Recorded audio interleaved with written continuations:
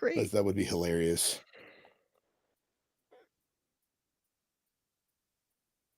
Oh, wow. Somebody over in this was yesterday? Yeah, somebody over in the Crusader Stadium chat room said the Neocon talk show syndicate are drumming up a call for dumping of RFK Jr., Tulsi Gabbard, and Hegseth. I can understand Hegseth, but like RFK Jr. and Tulsi Gabbard, I don't understand I mean, I guess I can understand them as well. Well, they probably see them as, traitors. Yeah. It's an interesting trend. All right, we got about 25 seconds and we get the music queued up. Oh my gosh. It's What not was supposed that? to do that. What was that? That was a notification for this stupid phone thing. All right. I got to figure out how to fix that. Here we go. Let's go.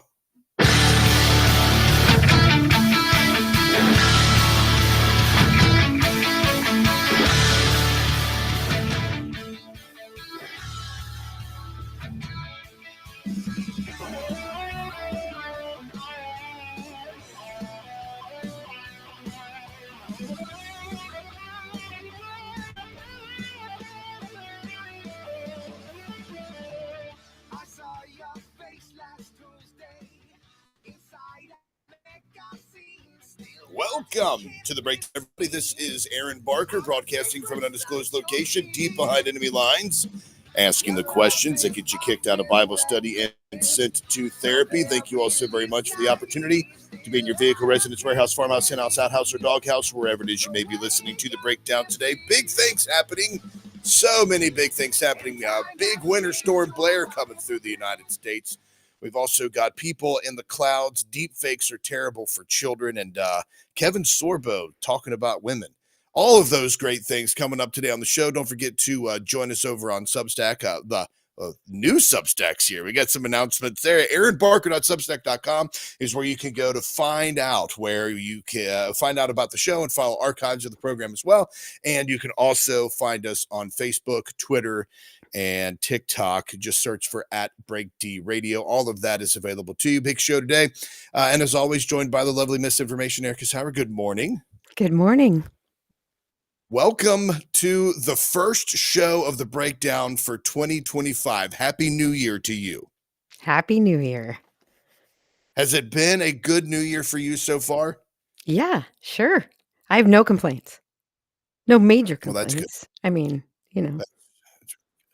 Well, We'd all like- I have a theory. Go ahead. It's no use complaining. Nobody listens anyway.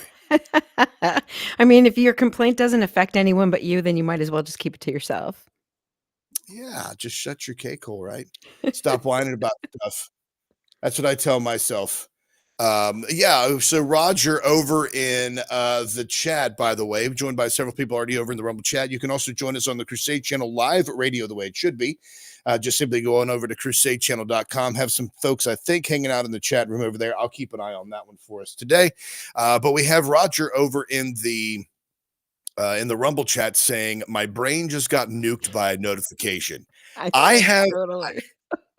I did not understand the implications of this, but I have a Mac and an iPhone, and I guess it was after the show last week. So earlier this week, I think it was like, hey, you can mirror your iPhone to your Mac. And I was like, oh, well, what's the point of that? So I went ahead and did it. And I got to thinking, I was like, well, actually, this is cool because, I have people in my family whom I still love and care for, but they use Android devices.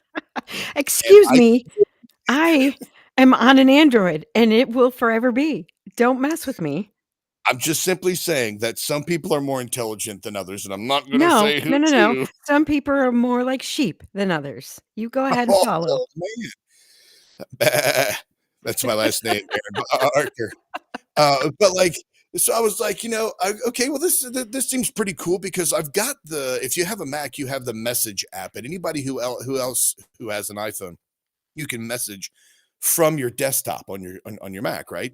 And I was like, well, I can't text my mom, I can't text, my brother, I can't blah, blah, blah. And I'm like, so I'm like, well, this will be cool because I have a screen of my phone on my computer. I can respond and text to them, I don't have to touch my phone, which is really cool. And authenticator apps, all that stuff. There's actually really good stuff for it. But one of the things I didn't realize is how many notifications I get. And then all of those notifications now come through on my Mac, my desktop. And I'm like, oh my gosh, I can mute them on my phone, but then all of a sudden they just blast in my ears. And I'm like, why do I get so many why do I have to be notified of all this stuff? See, I could tell So you how that, to fix that if you weren't on a Mac.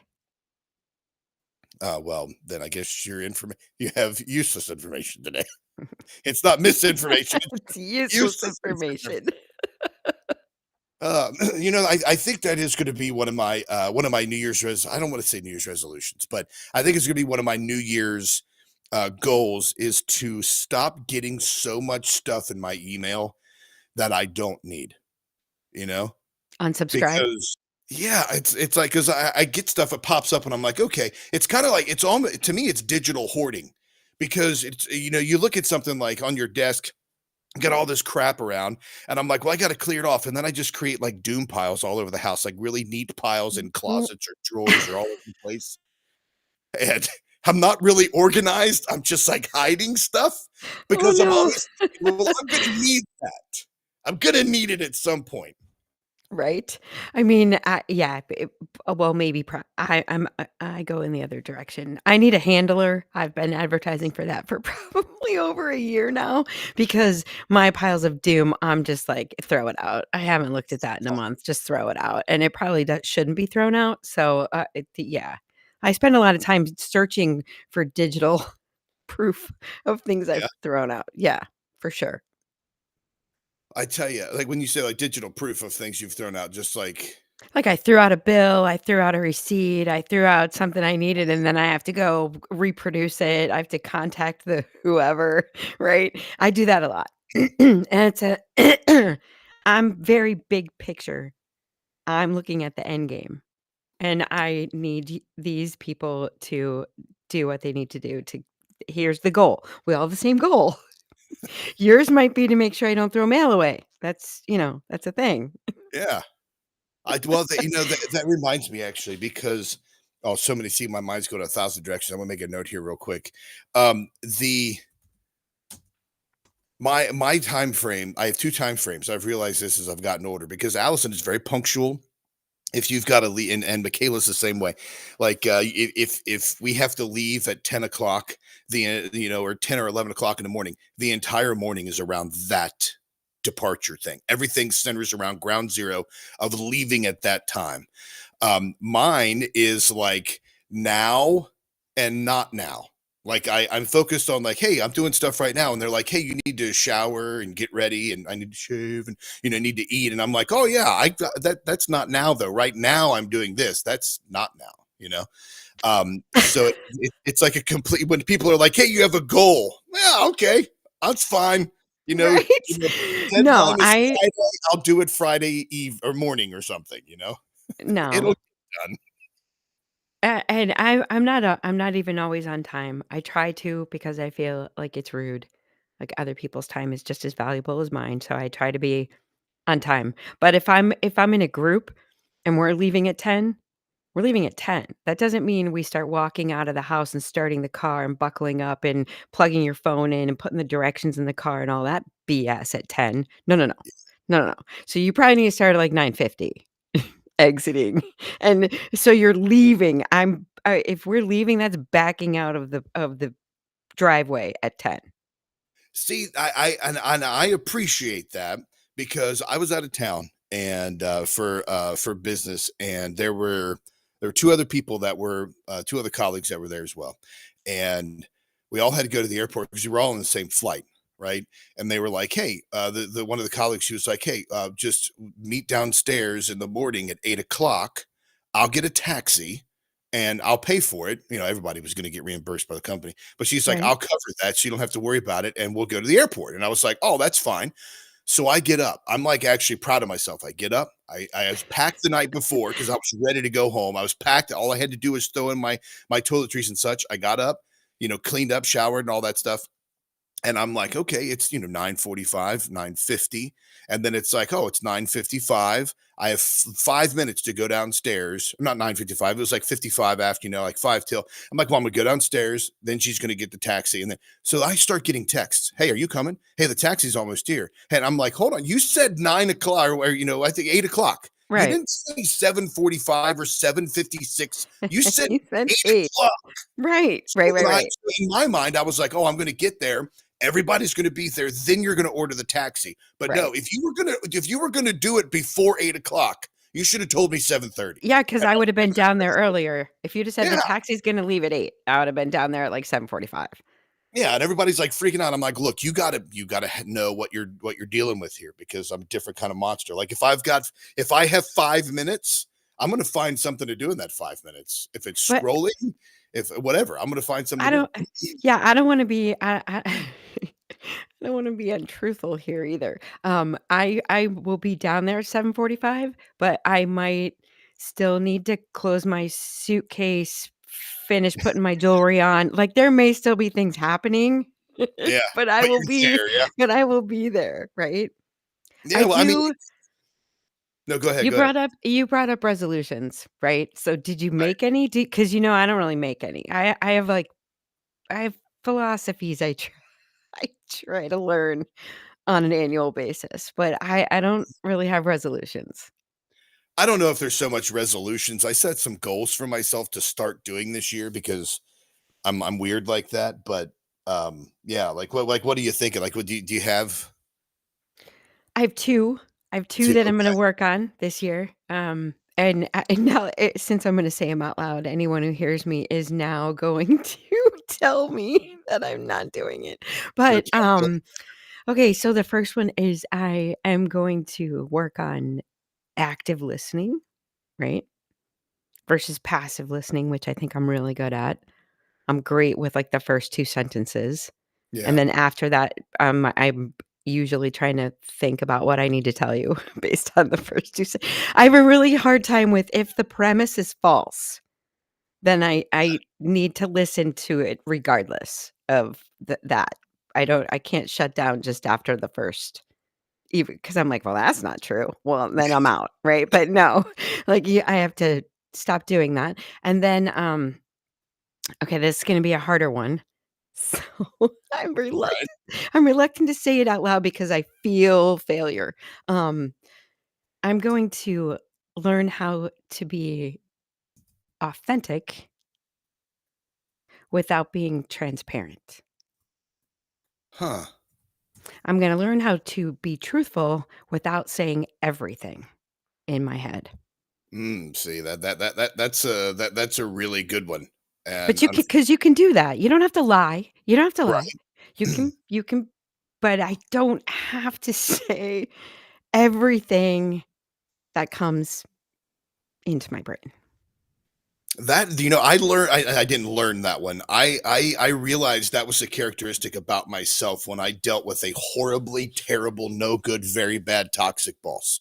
And I'm talking like any Hallmark movie you've ever seen or any movie where there's a horrible, scum-sucking, bottom-dwelling, terrible, lying, hypocritical Christian person, that's who this guy was. Right. And or still is. He's still alive. But like I he would like probe. He would just come in, like how some parents like joke around. They'll walk in, they'll be like, "What did you do? Just tell me. I know what you did." And they'll try to like get a confession out of their kid. This is the way he did stuff. He would just come in and dig and dig and dig until you said something that he could latch onto, and then he would discipline you. This guy would say that he was your daddy, and daddy has to discipline his children. Oh, The younger oh. granddaddy, all that stuff. Yeah, it was super cringe, and he was a homophobic, racist bigot. But on top, but anyway, he would ask questions, and I would answer not by being dishonest, but I would not reveal everything about what's going on because if I did, it would be this. He would literally call it an investigation. He would launch an investigation into every staff member who knew about this, when did it happen, what was going on, all the and it's just like, dude, you're I'm not going to tell you everything. I'm going to answer the question I'm asked, and that's all you're getting, you know. But that's an interesting one though. When you say about being authentic without being transparent, Can you break that down? Because I always look at those almost synonymously. Like if somebody's like, "I'm being authentic with you," like, what's the difference? How do you break that down? Okay, well, you're more Midwest nice, and I'm not, so there's that, right? Like, it might be a little harder for you. At first, it's gonna be really easy for me because an example of it would be, let's say I'm at work and I'm myself pretty much, even though I'm in charge. I'm still myself at work, I promise you. There's not a big difference between how you see me here and how I am there. I might even be a little more colorful there because 'cause I'll say things there that I can't say here. Um, but if I'm in a meeting, like, at one point, I used to have this cow and this pig, and if you smack the butt on the table, the cow would moo and the pig would oink, right? And that's how I would quantify your ideas in a brainstorming meeting. Obviously, the cow is boo, but it was moo, right? And the pig was a good idea, right? Yeah. Um, and that's you can't do that. You can't do that. Or, okay, instead of if I ask you for what, so if I'm asking for opinions or if I'm asking for brainstorming, it's just random, and you say something, if you give me an idea, I probably shouldn't. So, well, that's just dumb. And I'll do that. I'll be like, no, that's dumb. I'll say that. I'll be like, "No, that's dumb." And I know you don't know why I'm saying it's dumb, and I don't need to explain to you the ramifications or the legal or whatever. No, that's dumb, right? No, no, no, no. I probably should say, "That's a great idea, but there's a whole lot of other stuff that goes in with that that would make it really difficult for us. So that might not be the best route." How about that? Oh, How about wow. that? That's like PC that nice right there. That's like explaining the not yeah, I get it and I appreciate it, I Right? guess, because yeah, I Apparently, in the minds of most people, I have now validated you and made you feel like you are seen and heard versus when really I have just written you off the same way I would have if I had told you that it was dumb. that's like when somebody suggests something, you're like, "That's a great suggestion, I'll take it under advisement." Right. Right, but no, Go to hell, no. I'm trying to provide a reason why it's not a good idea. Like, I'm not just telling you it's not a good idea. I'm trying to, also back that up with why. So and not because you're dumb. And Like and I appreciate that, I do, and I think that the what you just said about validating and somebody feeling validated and seen, and I honestly, that's I believe, and I'm not trying to be discriminatory here, I believe that's what women have wanted from men, from us, for so long, I because think how many everybody times wants that. I Sometimes yeah, that's all they want. They don't really want you to even solve the problem. They just yes, want to be able and when you start to try to solve the problem, then they get mad at you. yeah, Then they get yeah, mad at you. You and I well, that is probably I don't know if that's female. I think that that's just people. well, I Sometimes think I think it is both because it happens to me. Like I'll walk in and I'll just start pissing and moaning about something, and all I because I work out my stuff by talking, and if I'm driving along, if somebody were to see me, they would think I'm singing in the car. I'm having conversations in my out loud by myself, game playing everything and wargaming stuff, and having arguments that never happened, and just like venting. I have to talk to get my all to process emotions and stuff. So I'll come in sometimes and I'll just be like, blah, blah, blah, blah, just like, word vomit all over the place.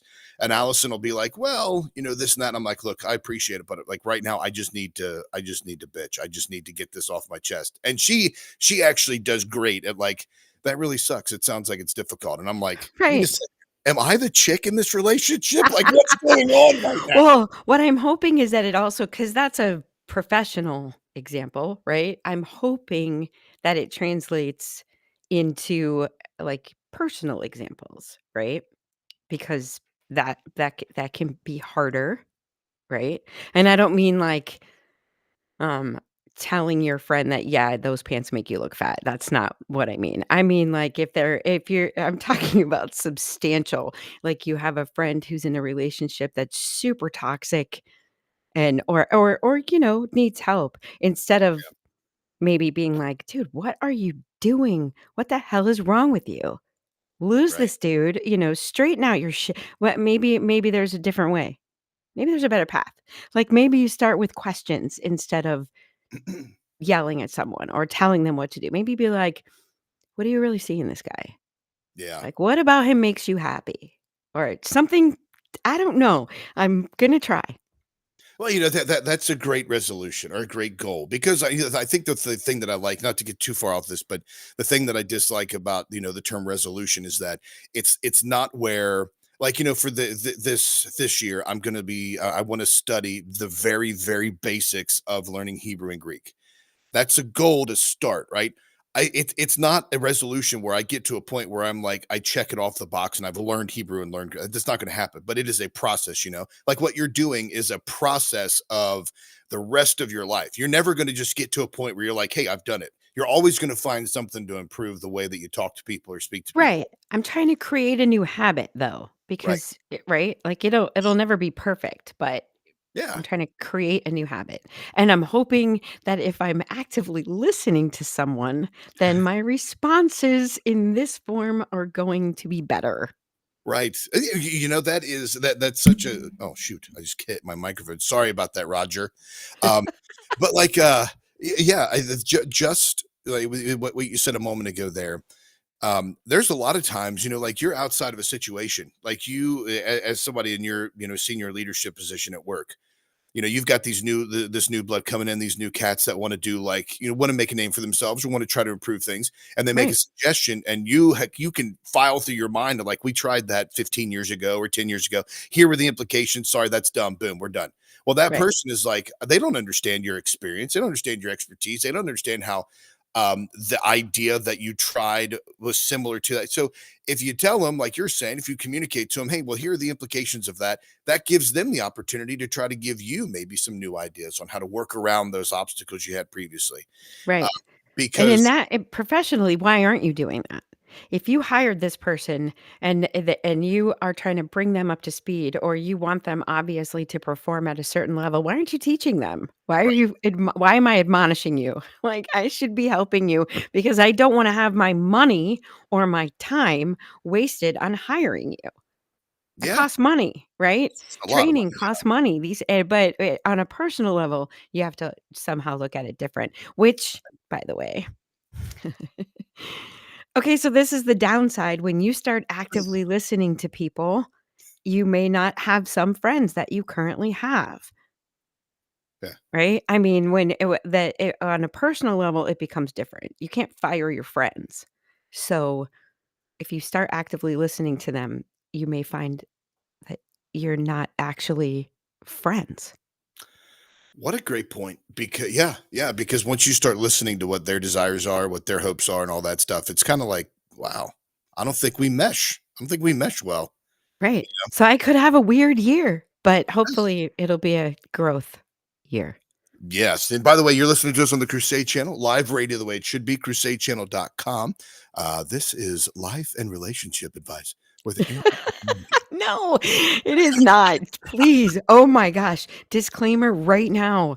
Do Do not not take our advice. ever take my advice on anything, please. So active listening and learning how to be authentic without being transparent. Right. I made a note of those, by the way. My resolution that I just thought of, with a new one here, that I just thought of while you were talking is I'm going to set Erica loose. You have my blessing to be the same Erica here on the air as anywhere.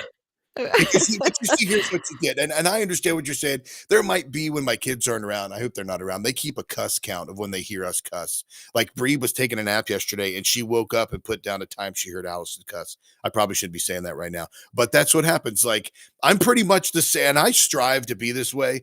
Who you're getting right now is who I am. If it's senior leadership, if it's church, if it's personal relationships, I try to be just because I can. I'm not smart enough to keep a faux me happening. Now, I might be a little quieter in some situations, like in some social situations, I don't want to be there. I don't want to be around people. I've been peopled out. I'm like I'm done. But pretty much, I try to be who I am, minus some curse words here on the air that I am. So if we meet anytime, you're not going to be like, "That's the guy." No, that's what you're getting it right You now. guys wanna know a secret? I'll tell you guys a secret. If you're watching, if you're listening, this isn't gonna benefit you at all, but if you're watching, Aaron has a tell. I am as well. Oh, happy New Year, everyone. Let me tell Oh, you, when Aaron is going down the path of, "I'm about to read you a verbal riot act," his eyebrows go from, like, expressive, and they do things, right, to this straight across, and everything goes, "Hmm." And then really? you just prepare, because something's coming when Wow, you see I didn't that. know this. I didn't know I Yes, did that. I and should have sometimes seen that. sometimes it's, like, sideways because 'cause we're next to you or down, however it is, and you're Oh, man, that's like, it interesting. goes down. You guys can have fun with that if you're watching. That's, well, yes, that's fantastic. I am now I'm happy about hearing what my tells are.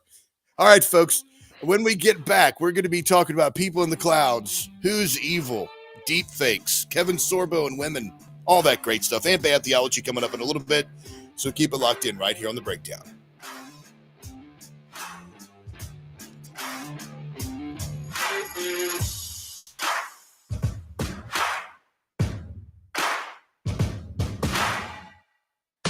Asking the questions that get you kicked out of Bible studies and sent to therapy. You're listening to The Breakdown.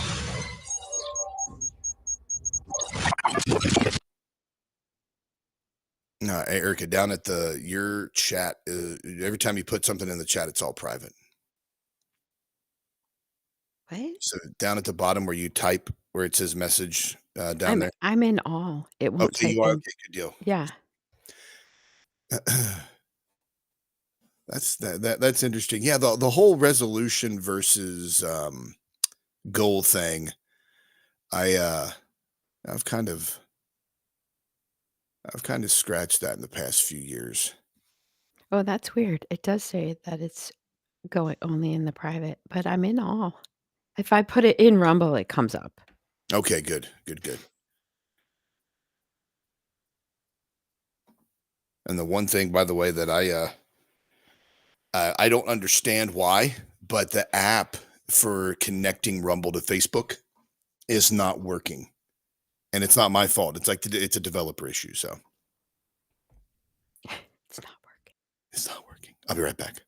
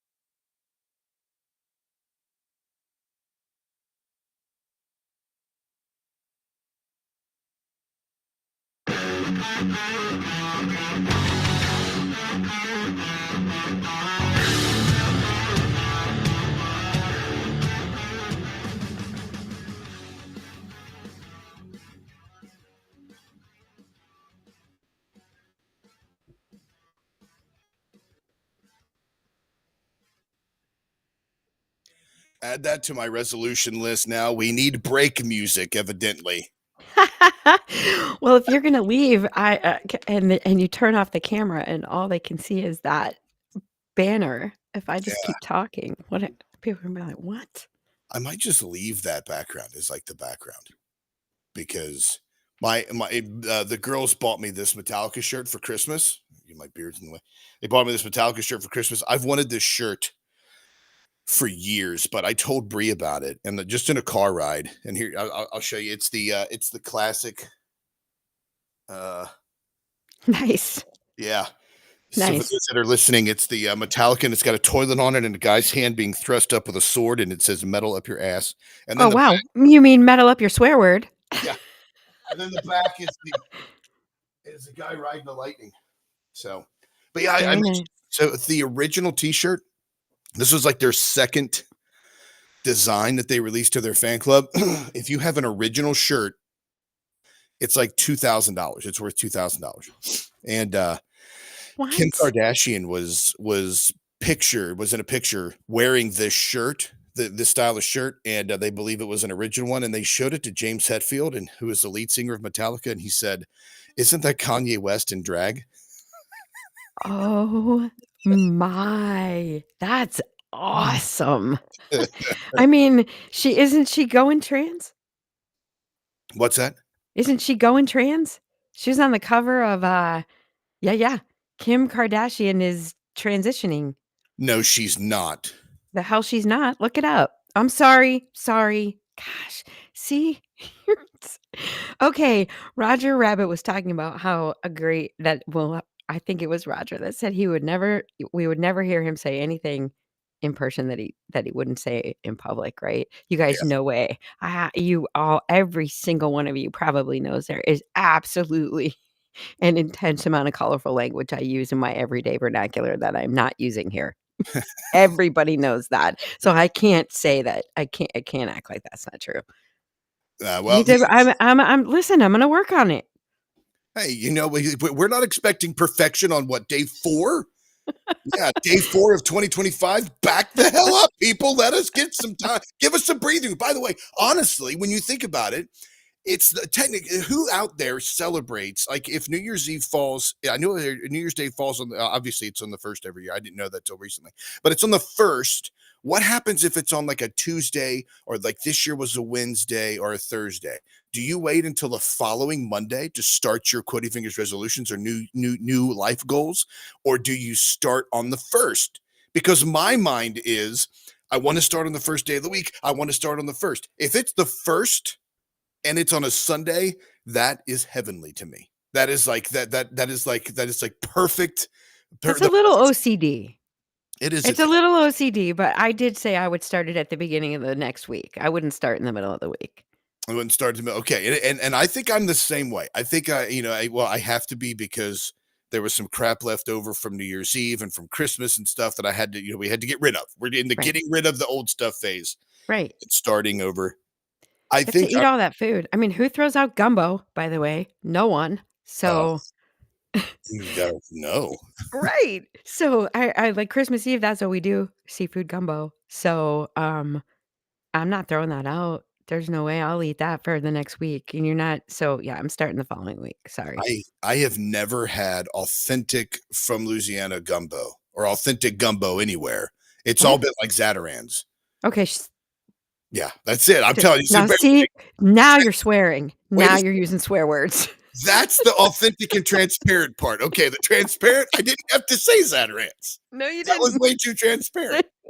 You're like, "Just say you've never had gumbo." Yeah, See? duly noted. Easy. It's really easy. Now for us, it's gonna be very hard, but it's Very really different craw. easy. I one thing I've always wanted to do was the crawfish boil. I have never had a crawfish boil. My mom and I have What? been talking about that for years.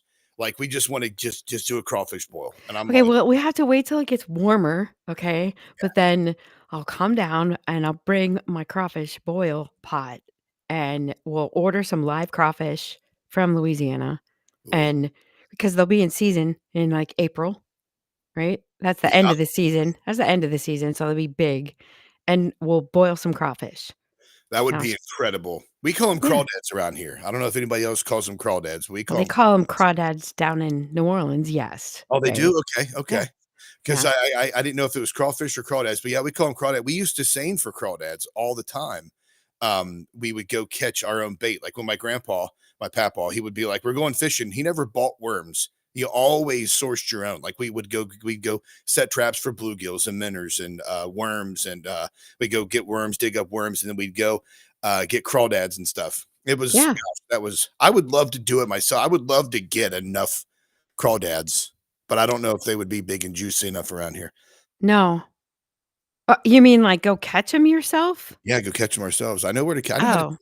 Oh. Mm. Yeah, how would you ever get enough? I mean, I can eat, like, 8 pounds of crawfish. Like, I mean, you don't I'll spend the whole day fasting prior to crawfish, so, Wow. yeah. Yeah. I mean, it sounds delicious. I mean, honestly, and that's one of those things that I've always wanted to do because it looks so and it's like the big family thing too, where you just dump it out and everybody just has at it. And I'm like, Yep. I yeah, will, send you some video, at well, for in every year for Easter, that's what we do in New Orleans is a crawfish boil. That's like our big instead of Easter dinner, we do a crawfish boil, and it's small town. We used to do it on Friday. We used to have a giant crawfish boil on Friday, and because it's such a small town and my family's very involved in the local Catholic church, my grandfather donated most of the land that is now the town. So, they're very involved, and the priest came over and said, "Listen, you guys gotta stop having this giant party on Friday. It's Good Friday. This has to stop." uh, So, we moved it to Saturday. So, now we do the crawfish boil and there's a giant egg toss. I'll send you video. It's yeah, fun. you would probably have a really good conversation with Mike Church. He's they're obviously they're down in um, Mandeville, which is just outside of Nola. Oh, I yeah, think I know where that that's is. yeah, Yeah. but, like that's what they always say. So like he's a lifer down there. I'm pretty sure, or they've been down there long enough to be considered lifers. But yeah, like the whole culture down there and everything is just always fascinating to me. Maybe I'm adding that to my resolution list here. Learn more about Creole culture. Dude, Is that the right? sure, yeah. Cajun Cajun. That's culture. the word I was looking for. You, cause yeah, or Kunas culture. Sorry, that's not a swear word, that's an actual term, Roger, that's what it's called. Um, The way I'm spelling it is not.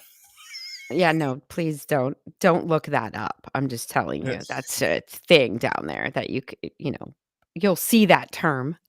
Everybody knows what Okay. it is. Um, yeah, it's a different the dirtiest joke I ever heard, like, the first time I ever heard a really dirty joke and understood it, it was a priest. At the house, at, like, the family home, and he's like he's baptized, like, almost every child, grandchild in the family, married all my mom and her brothers and sisters, and now he very rarely says mass because he had mouth cancer, and he doesn't have all of his tongue anymore, so Oh, he doesn't say mass anymore. He still talk, but it would be hard to say mass, yeah. and I mean, they them Cajuns are different. I tell you that see that's incredible. That whole culture down there, I would like to learn more about that. I sound kind of I don't know when I talk with some things I'm good at talking about, other things I need to learn about. Like I just committed blasphemy. It was like asking for I guess it's like asking for ketchup on a steak when I say Zatarans. But I do use Tony.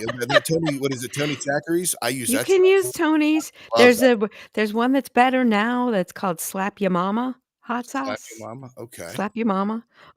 That one's good. Zatarain's is just like, it's okay. Yeah. Yeah, if Uh, that's all you got. If that's all you got. That's pretty much all we got. We do not have a thriving Cajun culture here in Northern Kentucky. We Yeah. Oh, yeah. Well, guess what? When I'm in Indiana, I have to go if I want anything like that, I have to order it special, like, they don't carry I'm surprised they have salt and pepper in the grocery store in Indiana. Have you to tasted the food in the it's whoa, it's a little too seasoned there. We need you to boil that we steak. need you to have there's no meat and potatoes in this meal, we got a problem. Oh, and by the way, if you all have any New Year's resolutions, life goals, et cetera, post those here in the chat.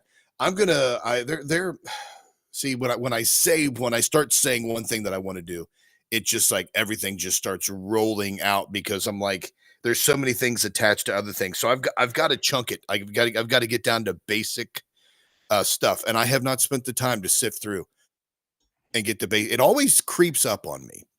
New Year's always seems to creep up on me, and I'm never prepared. I am gonna change my diet though because there's a lot of health things that I want to fix. But here's one thing I'd like to do is I would like to take a flight and try to see if I can have the same vision that this guy did. Check this out. This guy's flying in an airplane, and this is what he captures when he looks out the window.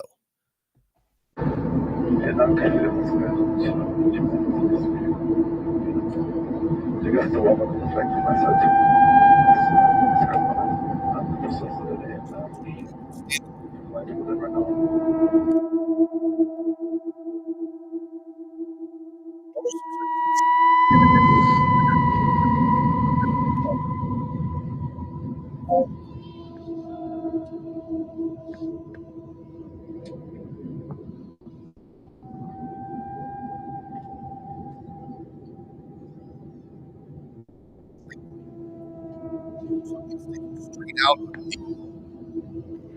Yeah, I see it.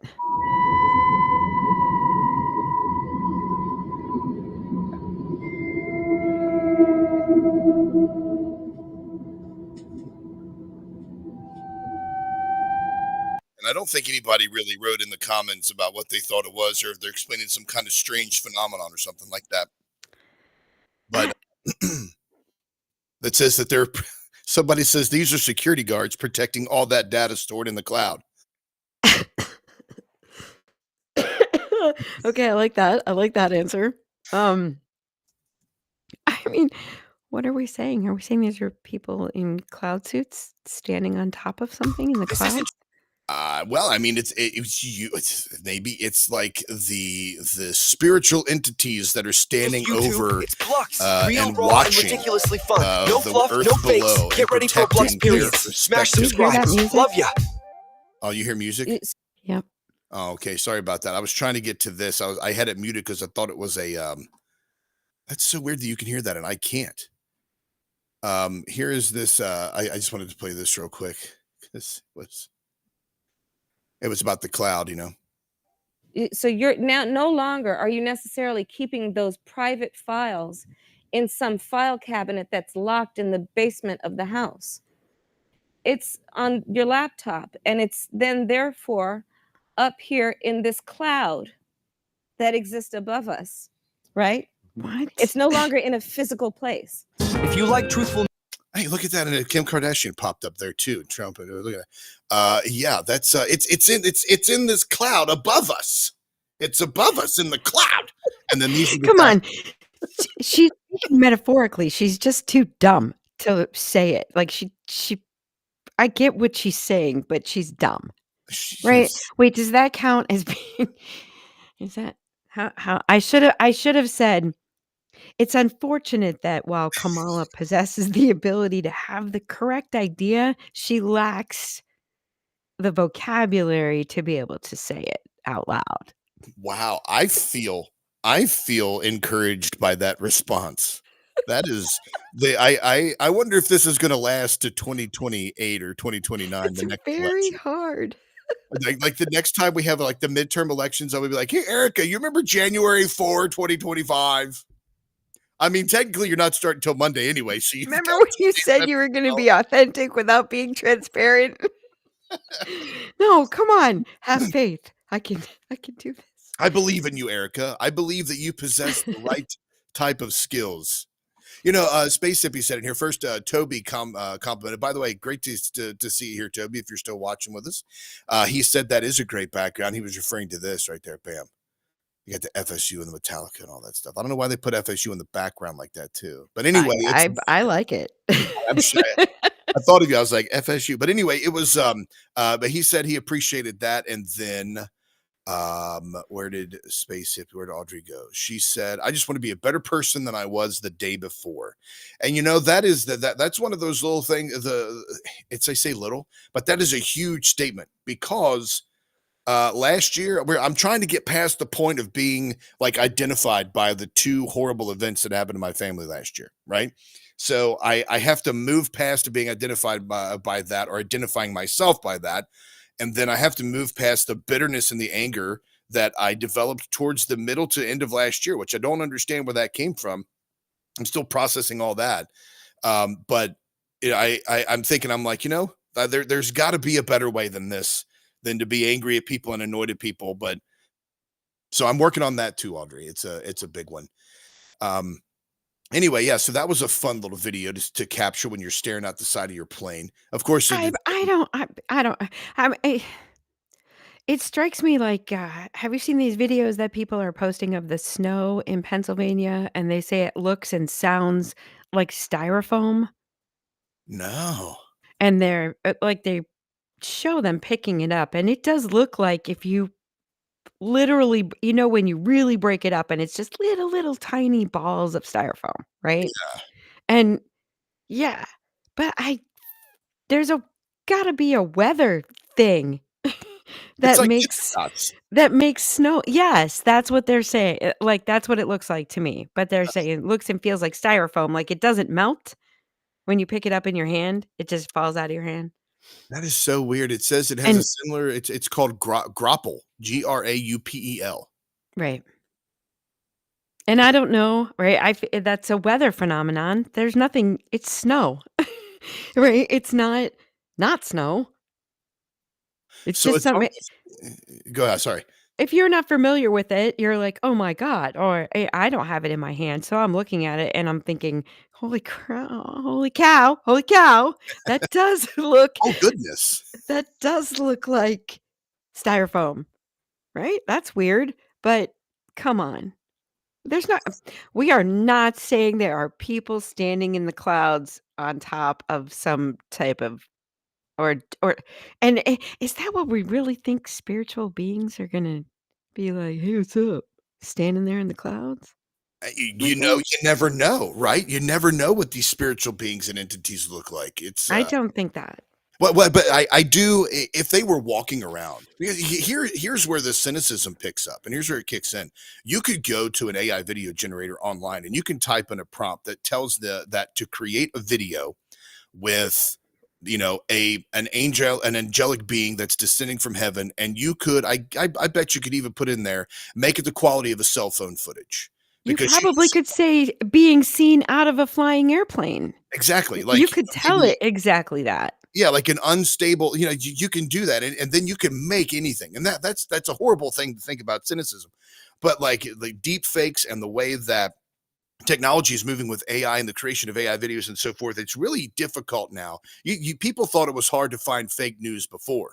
Like the fact that you are going to be it's almost going to be impossible for the average boomer who shares, stuff on Facebook or retweets things on Twitter that are absolute crap, right?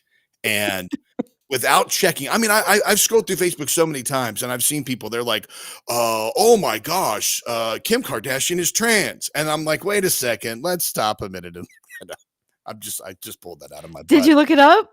I did it. It said it wasn't true. But I mean, like, could you imagine what she would look like as a dude? I mean, what a waste too, What? what a waste. That's like me saying, God, it'd be horrible if Jason Momoa was a girl, Wha- because he'd probably still be pretty hot. He just maybe a little large, but I mean, Very, very tall, big woman. tall, tall. Well, because he wouldn't be built like that, right? It's a large, bulging man. I was just trying to pick someone with pretty features so that if it were female, it would, Keep translate. going. Keep going. Translate. Translate. Yeah. You better stop me now. Here's this TikTok. Evidently, I guess maybe that somebody made here. I'm not a female. And now you're transitioning. Yeah. How's that? I really enjoy it. I just didn't think I could ever do it. And then finally, I got the confidence to say, I'm going to try it. Okay. It makes me so uncomfortable, but it's language and it is a whole different experience. And I think having a team that you really trust to help make these decisions and doing what really feels right. Kim Kardashian comes out as a trans man in a new exclusive interview on Pride Month today. She says she never thought she would be able to do it and come out, but says she's very lucky to be surrounded by friends and family that support her decision. The TV reality star, 43, also says she now goes by they, him pronouns and asks everyone to respect her decision and try to be open-minded. This comes as a shock for most of our fans who have been following the Kardashian series since 27, as well as her journey through becoming a famous businesswoman. Many fans say they think this is very shocking and unlikely, but say they will try to support her even in the tough times. What do you think about the situation? Huh. That's interesting. Okay, the only thing I want to say about that whole interview is, hold on. Fans that have been following the Kardashians since 2007 and her journey becoming a successful businesswoman. Yeah. What? That's what we call having a sex tape leaked and the world seeing your bare butt on camera for all its glory hole? What are we talking about here? No. That's crazy. Sorry. I was All of just its I glory hole. Oh, yeah. Well, some people have certain talents, and you have to harness those talents in order to I didn't get. realize we were calling that successful business, but I guess okay. Who was she in the video with anyway? I don't even. I've never Does seen the video. anyone even know? I That's don't know. I've never seen it. okay. I don't. I I don't think that guy became famous. He's just like apparently he wasn't famous, right? doesn't really matter who it was, but because he's nothing now. Um, Roger Rabbit says none of my sex tapes have gotten me anywhere. I'm sorry, Roger. well, talk about being What? authentic and transparent, Roger. That's Wait, one of the. possibly. Oh, here, let me help you with that. I've never had one of my personal videos go public and make me famous. See, There you go. There you go. I've never had a viral video either. I don't think I've ever had a viral video. But I will say this, that wrong. Well, then fine. I'm not Do gonna read not read the chat. Do not read the chat. We need to move on. the dark since we're talking about AIs and deep fakes. I don't know how that came in there. I mentioned it, I think, as a lead in. You can also make AI videos with beta as well. The dark side of AI. This is crazy to me because you think about the good, and we've had conversations ad nauseum about AI, but the risks that they are associating with children right now. The Child Rescue Coalition says that AI has become a powerful force transforming the way we live, et cetera. It says as we navigate this complex landscape, we have to understand potential risks. So here are 3 AI dangers that every parent should know. AI generated child sexual abuse material. Just reading that title, the amount of photos that people post of their children online. It says AI generated child sexual abuse material, otherwise known as CSAM.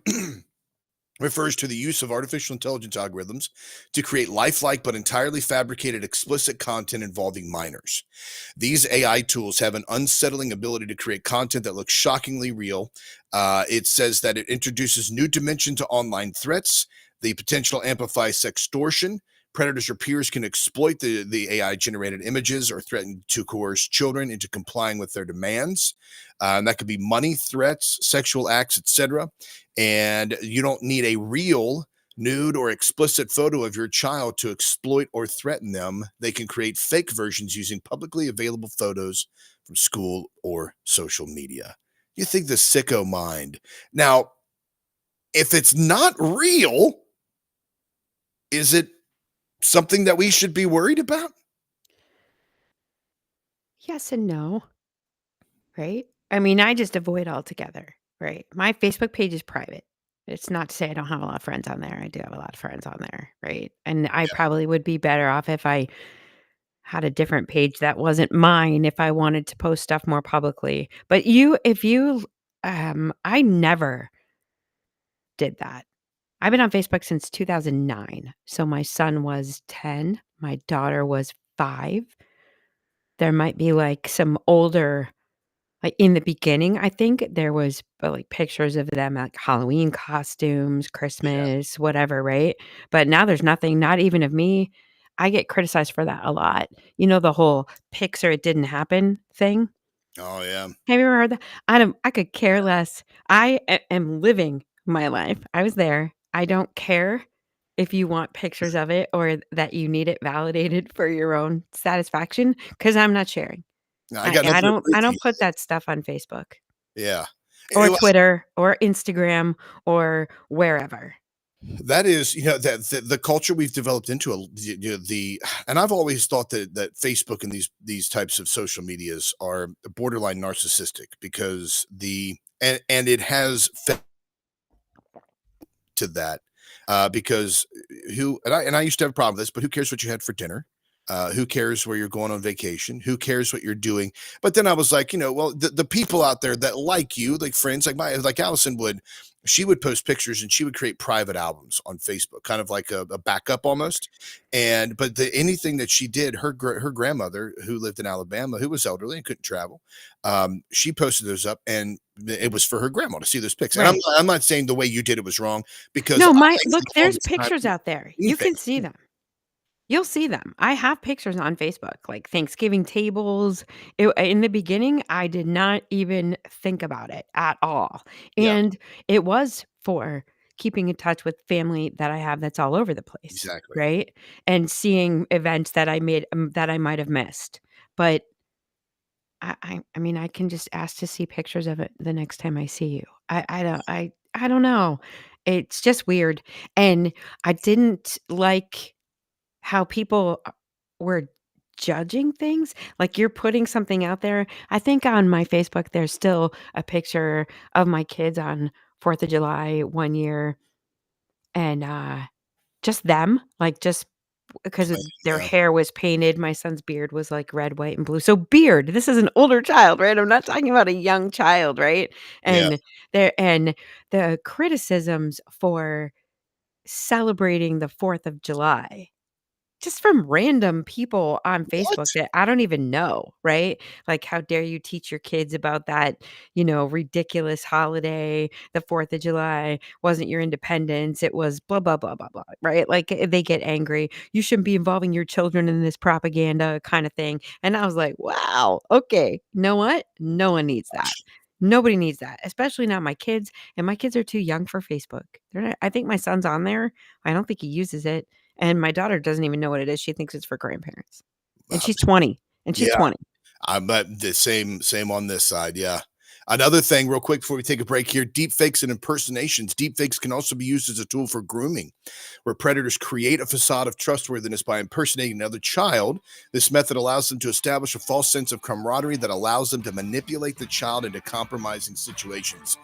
Be careful with all forms of technology out there, especially those that deal with your children and their pictures, etc. All right, this is hour one, folks. We're coming back with more frivolity and fun. Keep it locked in right here on The Breakdown.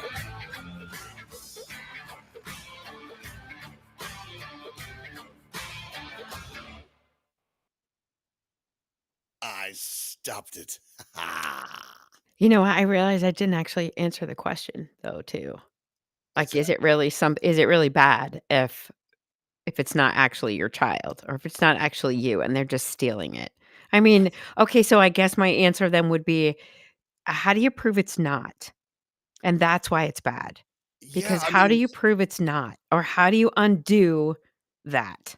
I know it's so here's like the trail of people that view pornography, and we've all heard this, like you start viewing pornography, and then pornography becomes a habit. It gets more difficult, more and more like more hardcore, and then you want to go out and enact it because watching it on the screen is not enough for you, and then you go out and end up abducting and harming somebody because of it. you Or know even if you don't, you're eventually unable to perform on a normal level right, in exactly. a relationship. Yeah, Sorry. yeah, no, I'm no, I not, mean, you're you absolutely know. right. The physiological changes that occur, the physical changes, the emotional bonds that exist, and there's all kinds of stuff that happens there. But my fear would be like, it's like some people are like, okay, well, let them create AI porn for for that, and then they won't be doing it in real life. They'll just be satiating their own desires in their basement or their home or wherever. It's like, no, it doesn't stop there, because it's not going to be good enough for a person who has that type of demented mind. That's only something that can be corrected through proper counseling and proper redirection of their thoughts, etc. I'm gonna go get coffee, but who would have ever thought we might have the porn actresses be the one who step up and say, "You can't replace us with digital." That's happening, isn't it? I don't know. I There's don't actually know. I yeah. I there was actually an actress, a porn actress that came out recently, like last week or something like that. I think I saw it on New York Post of all places. But she said that she's selling the rights to her visage so that she can get paid and not have to work as much. I mean, It's yeah, yeah. All right, you go get your coffee. We'll talk more about alright. this in a minute.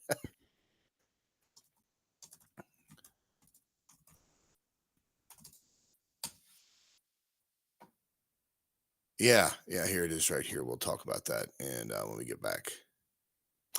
Um, Bad theology's coming up as well here, folks. I'm going to put this pretty little background up here, and I wonder if you can still hear me.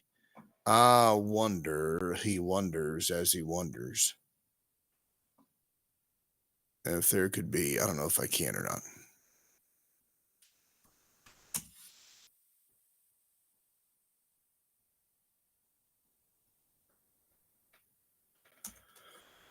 Oh, you know what? Let me see if I can.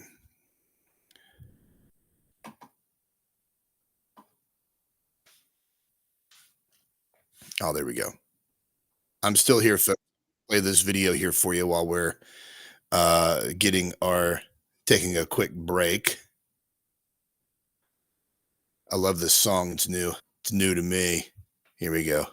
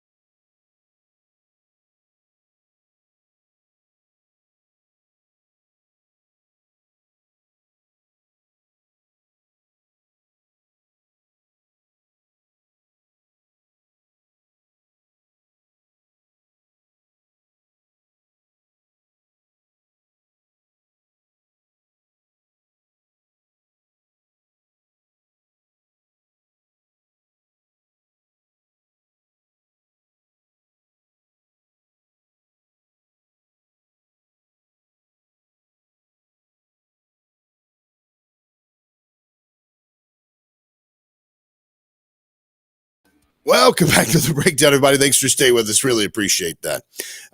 So we are. People asked for hold music. I gave you hold music. There you go. I'm sorry, that was transparent. Oh, I was going for the movie reference. You didn't like my Fern Gully movie reference? I thought, yeah, that's fantastic. I love it. Over here, no, okay. I looked it up, by the way. Yeah, it was. A porn star sells likeness to AI, so she doesn't have to work as much. She said, "I can be everything they want me to be." She says, I'm not going to tell you her name. She revealed that she sold her likeness to an AI company to reduce the pressures of her demanding career. Demanding career, Erica. Wow. Hey, well, I mean, you know. This isn't anything like the woman who said she was going for 1,000 to be run through by 1,000 guys in a day.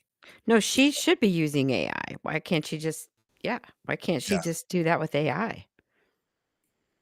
So anyway, yeah, that was you know what? The New York Post has a way with words, right? Don't they? It says here the Las Vegas-based performer has spent years working with major studios in the adult film industry and being a real-life pretty woman, but as her workload continued to bulge, she decided to use a virtual alter ego to interact with her fans when she's unavailable. by the way, I use AI imagery for things. I did it. I created the AI image for the background here. I tried to create a picture of the Krang of Krang from Ninja Turtles, and because I asked for that to have an ugly face, it rejected it because it violated their community guidelines. Mhm. So I don't know if the public. I don't know of any company that creates pornographic AI. I You know, mean, yeah. Uh, uh, I uh, living the Pretty Woman lifestyle means you are no longer a porn star. I mean, Pretty Woman got out of it at the end. That was and had a very successful acting career as well. She did fantastic. I mean, she wasn't still a hooker. So, there's something about that you thanks, Post. Yeah. They make it Like, sound so glorifying. It's so yeah, they fun. do. Oh yeah, it's absolutely wonderful. Yeah. So, all right, now if those of us who are, it goes. I'm looking at this hurricane. I'm Can sorry, no, I winter storm wait, Blair. hold on, before you say that, can I just tell you there is some, like, true life culture that goes along with this, and I am only mentioning because we were just talking about it, but in Knox, Indiana, on either New Year's Eve or the night before New Year's Eve, there was a stripper who gave birth in the bar, and they were talking about, like, is it the first baby of the new year? So, maybe I'm not so surprised that you have, um, AI porn stars making Wait money. a second. Was she? So many questions. Was Yeah, yeah. she in the I'll middle post of a it. routine? I'll post And it after the show. I'll post it in the show notes. well, now I have to know. Was she in the middle of a routine and it happened? Was she just there visiting friends? Hold I on. mean, Yeah, was she go keep talking and I'll tell you. I'll okay? bring I it mean, up. I don't know why I'm even asking, but now I my don't mind is either. like, I gotta know. Here's for those people involved in this. This is what we're facing here. For those folks here in the Midwest. Play. There we go. Oh no, it's gonna play me an ad first. No, I don't want an ad. I'll just read it then if that's what you're gonna do. You lost it. You lost it, Weather Channel. Now that Weather Channel's locked up completely. Here we go. Hurricane Blair is what we're facing right now.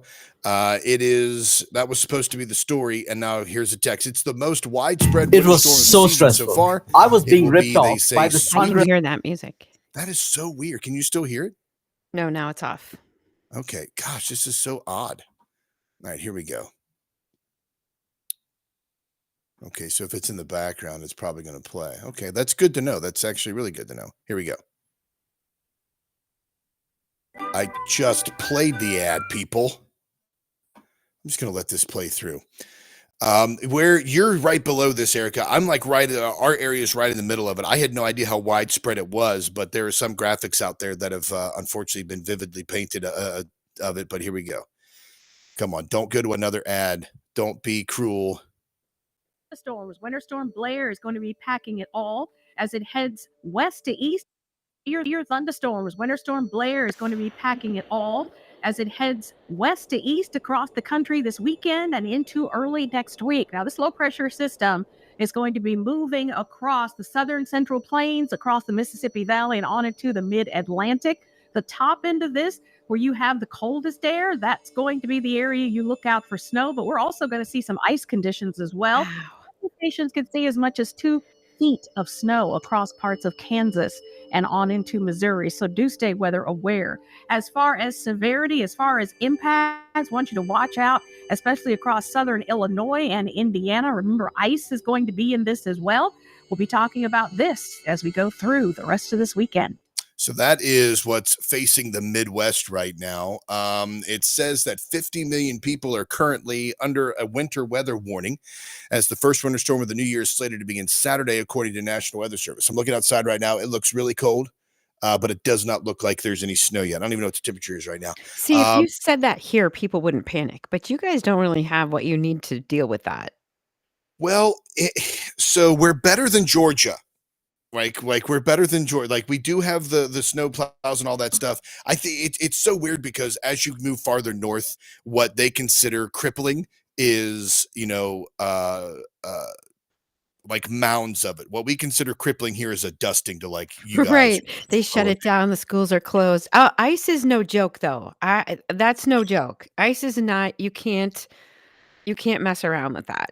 Okay. Are you ready for this craziness? Oh shoot. Where'd it go? Uh-oh. Hold on. I just had it. Okay. Talk about your storm. I'll pull it back up. All right, talk about your storm. Just talk about the storm while I get that.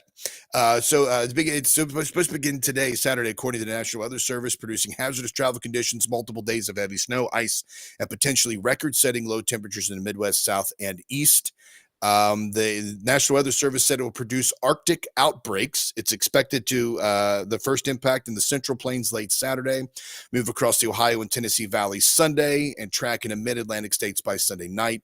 Regions between central Kansas and Indiana have anywhere from 60 to 90% to experience at least 8 inches of snow, according to NWS, which noted areas with the highest totals may be their heaviest snowfall in the last decade.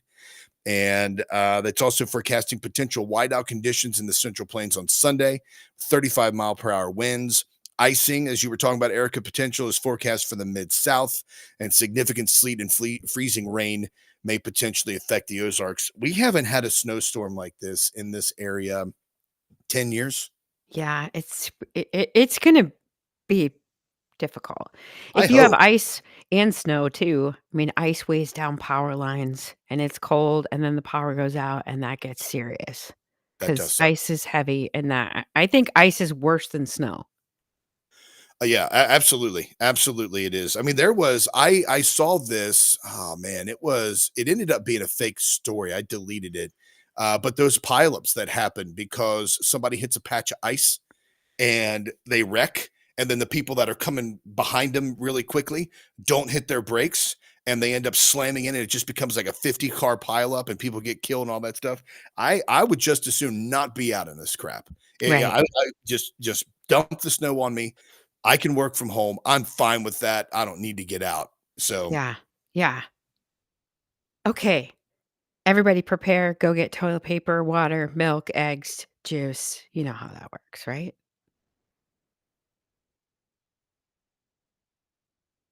but this is supposed to be usually in our area. There you are, Erica. Usually in our area, like we were saying, it was occasional. Let me see here.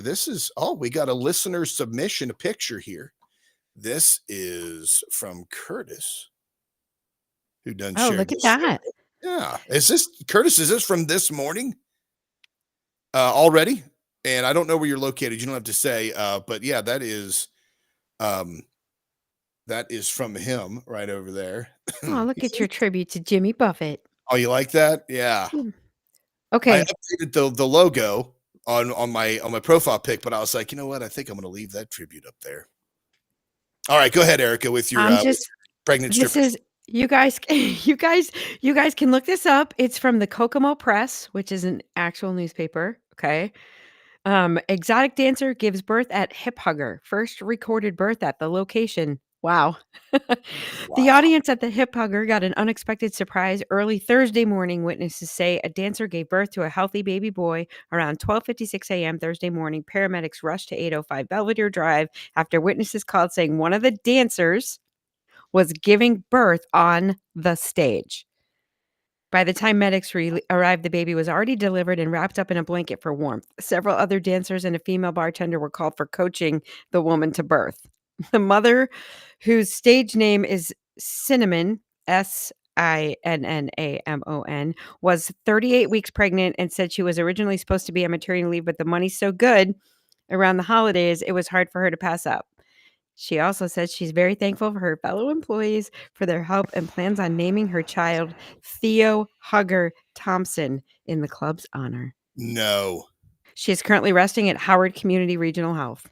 Well, hey, you know that he came out in a strip club completely naked. So it's like, I wonder if anybody stuffed dollars in his swaddling clothes. Ew. That's probably too far. I probably should have said that. On stage. So yes, the answer to your question was she performed. Yes. Talk And about as a matter of fact, dedication. she was. Talk about dedication to your job. She's like, no, I feel contraction. My fans need to see my boobs. So Okay, she no. goes up to strip while she's Mm-mm. having contractions. Nope. Nope. I'm not blaming the pregnant girl. I am going to say that if she knew that the money was that good on the holidays, that means there are that many sickos that will pay to watch a 38-week pregnant woman strip. It is on them and their sickness, not hers. She's a victim of her own self, but she's a victim. That is, you know, That's disgusting. That is disgusting. that is definitely one of the weirdest things I've ever heard. I mean, Yeah. you probably could have an OnlyFans on that. Not you. I mean, like I couldn't either because I Yeah, can't. please. I'm not.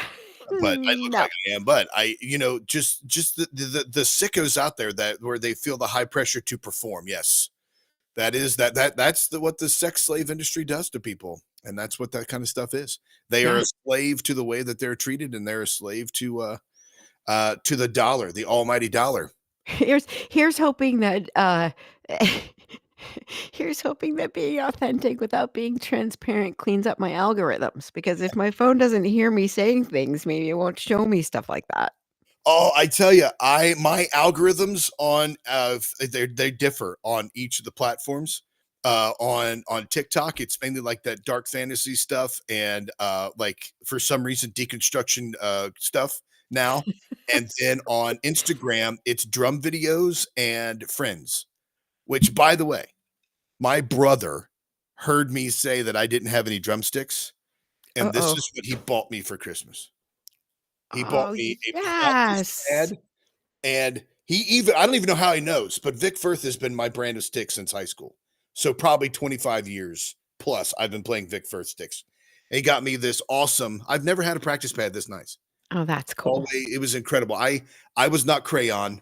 He was crayon. And then I told him I appreciated it with the way brothers tell each other they appreciate stuff without saying they appreciate stuff. Well, your brother's an active listener. He's pretty freaking awesome. And then my sister-in-law got Allison, his wife got Allison a blanket with pictures of Ginger on it, our deceased golden retriever, whom we still think of every freaking day, and I still can't have a conversation about her. So we're going to go on to bad theology right now. Here we go.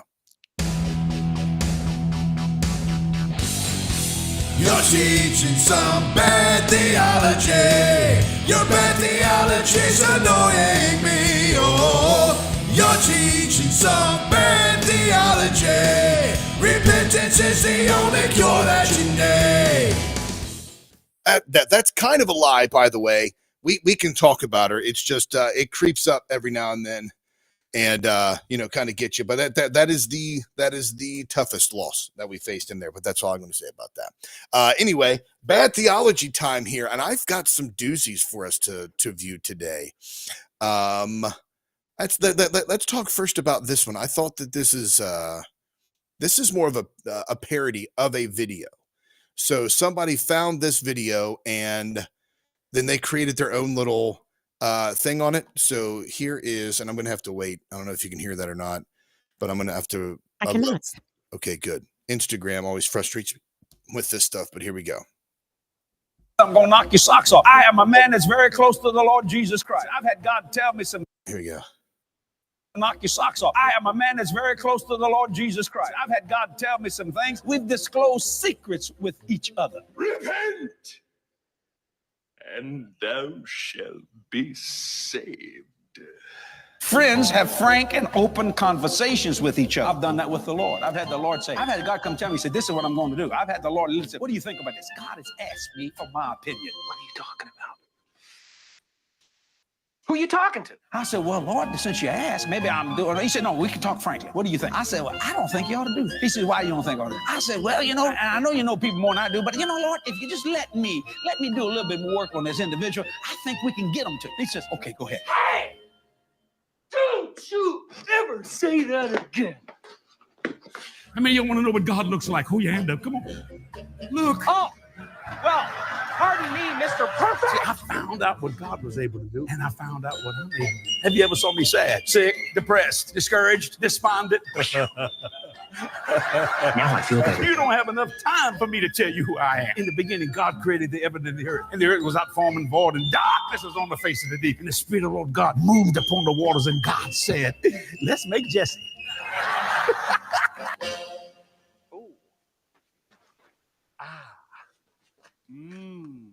That's it. I'm not going. I'm gonna say So there you go. That's good old Jesse Duplantis right there. I just thought that was, I loved all the Jim Carrey stuff that they did throughout that too. That was perfect. Right? I mean, Who oh, are you talking to? But yeah, but that has been, now he's a bit on the extreme side. And the other guy would be, and this is another thing my algorithm for some reason has been throwing, I say for some reason, has thrown these Jesse Duplantis heretic videos at me for the past couple of weeks.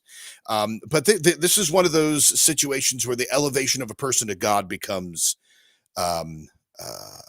really heretical.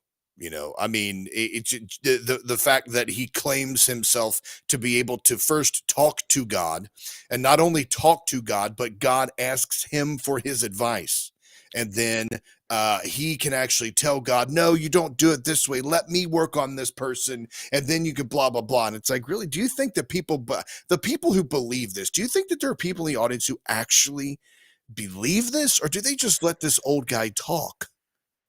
no, they do. Don't they? Because they give it, okay, he wouldn't be up there. He wouldn't be up there. He wouldn't be making money. There wouldn't be anybody in the seats if people didn't believe it. Oh, and you know I what? don't think he believes it, though. I don't think he believes that. That's a better question. You're absolutely right. That is actually a better question. If you ever want to see an angel, Be quiet. No. The does he really believe that stuff? I hope not. I mean, what's the bigger sin? He really believes it and he's going to go to heaven because he was crazy, or he doesn't believe it and he's going to hell because he's a liar. The second, to me, they're both horrible, because if he's wrong, which I do think he is absolutely 100% without a doubt wrong, he's leading a lot of people into a false relationship, and it's not their fault, right? It's not that person's fault, because sometimes, you know, you have this trust. Growing up for me, and my parents weren't necessarily like this, but it was beat into us at church. And then as I got older and started just to get involved in church more, like the pastor is the guy. Mm-hmm. He is the dude. You know, you don't talk back, you don't push back. If he makes the decision, that's final, because he's God's man. Correct. And I'm like, I mean, not correct, but your interpretation is it, yes.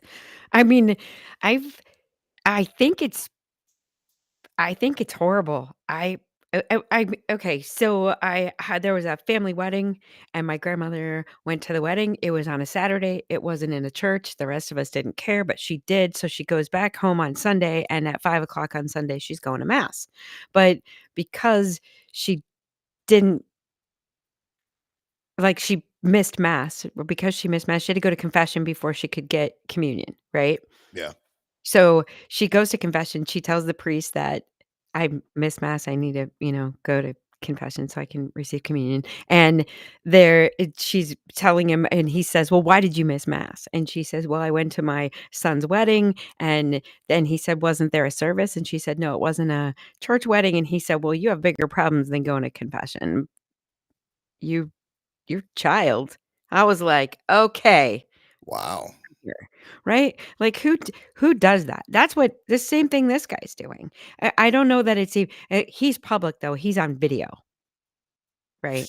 Yes. Yeah. Yeah. It is. It's dangerous, very dangerous. And this is what kind of a theme here. This is another guy. I don't know his name, but this is also just as creepy.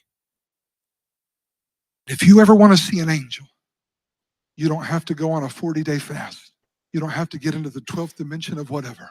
All you've got to do is come into your church on a Sunday. And when he steps to the pulpit and opens his Bible and begins to declare, "Thus saith the Lord," you have seen an angel. There is an angel in your city that God is holding in his hand. That angel is your pastor. If you Do you need to see that again? Or are you good? No, and I'm just holding my tongue. Don't hold your tongue. You have until Monday. I feel like I know that guy.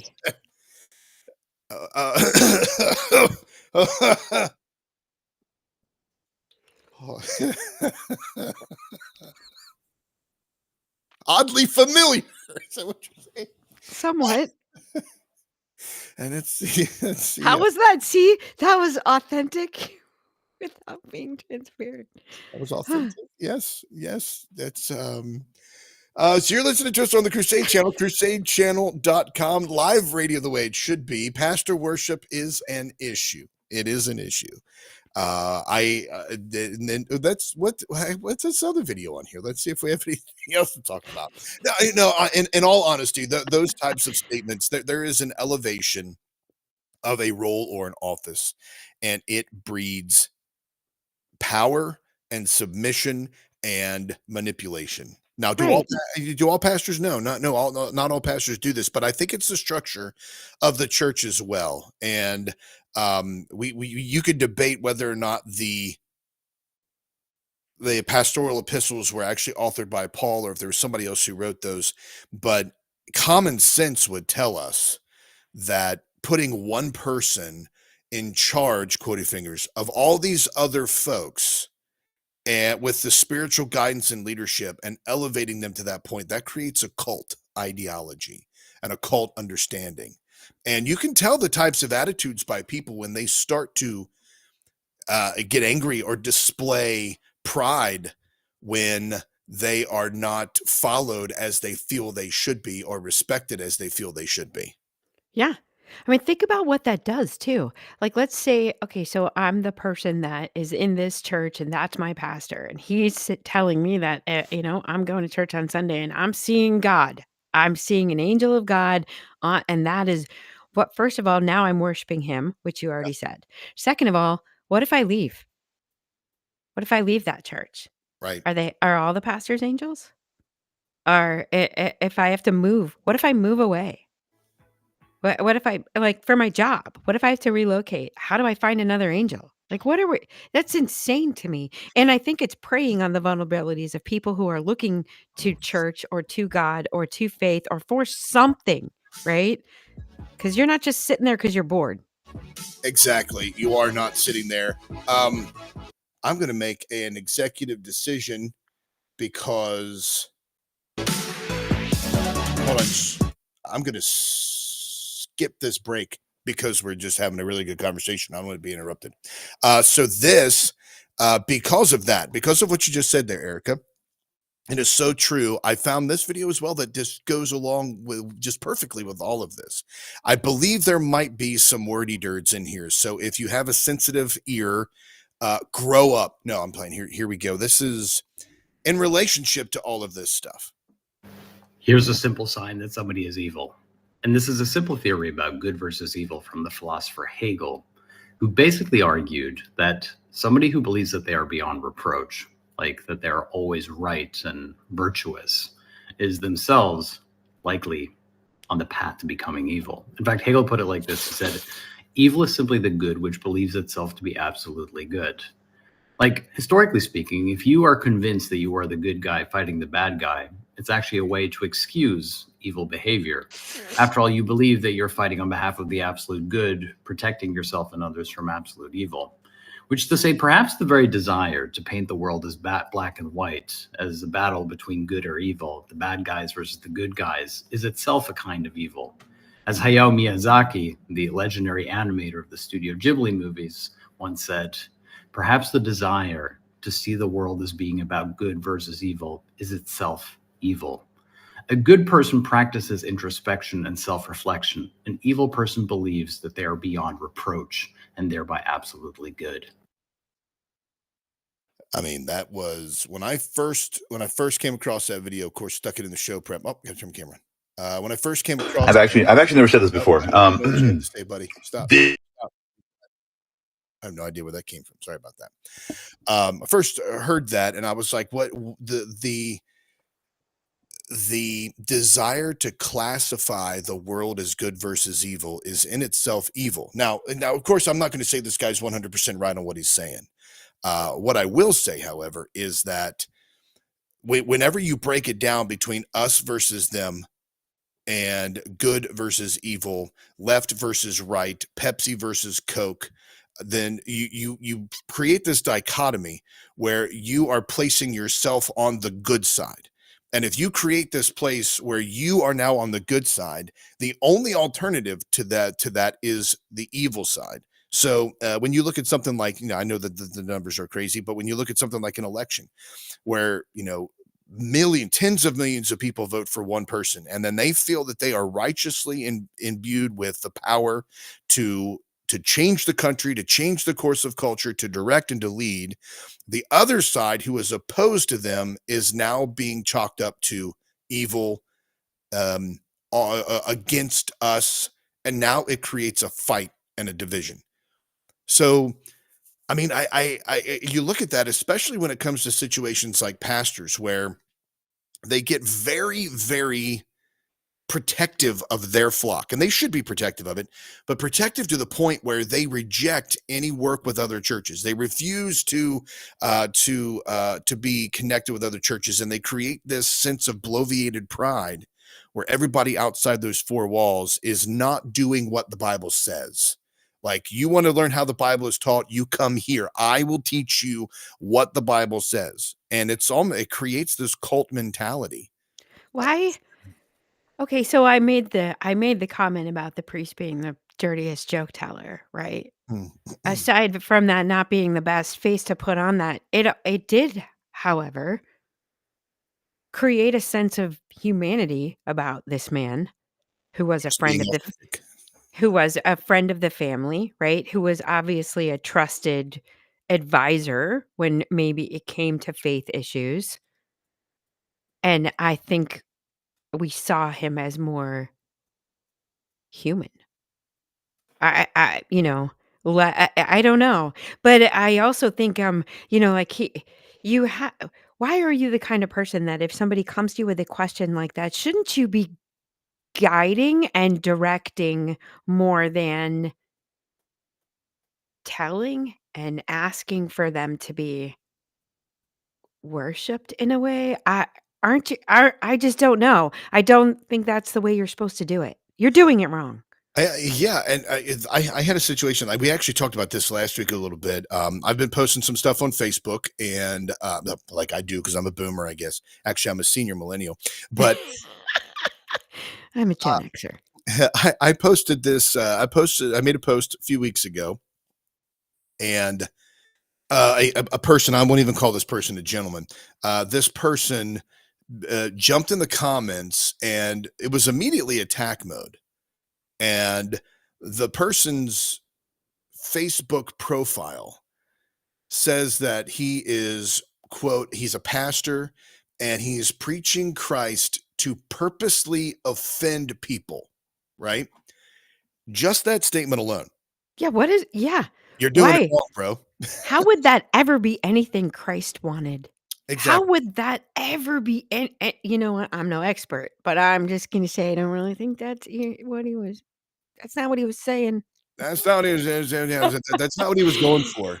I I mean, mean, please go ahead. hey, you can have the same message too, right? If you wanted to say preaching the way Christ did, preaching to Christ's intent. If you're gonna say that, fine. You're still gonna be wrong when people get in there, and that's where you are. I think the people need to have a realization that we don't know everything. And that would be, I mean, because like we don't know everything, and for instance, and this is only me speaking from my personal experience now, and I'm not bagging on anybody, I'm not throwing anybody under the bus. My intention is not to mask and throw shade at somebody surreptitiously. I'm just going based on myself. I have been a Christian since I'm 13 years old. I have studied seriously theology since 1920-ish. Seriously started studying the Bible and theology around that age. So for the past 23 years, I have read and studied a lot of different theologies and even faith systems and belief systems. Okay, I enjoy it. It's not just because I was at one point a minister. I enjoy it. It fascinates me. Right. And what so I learned all of this. I absorbed all of this teaching. I absorbed all of this theology. And it wasn't until about 2 years ago, maybe 3 years ago. I know back in 2019, my mindset as far as how I treat people with the knowledge and that I possessed, as far as being belligerent or mean or throwing truth bombs or being a douchebag, that really started to impact the way I dealt with people.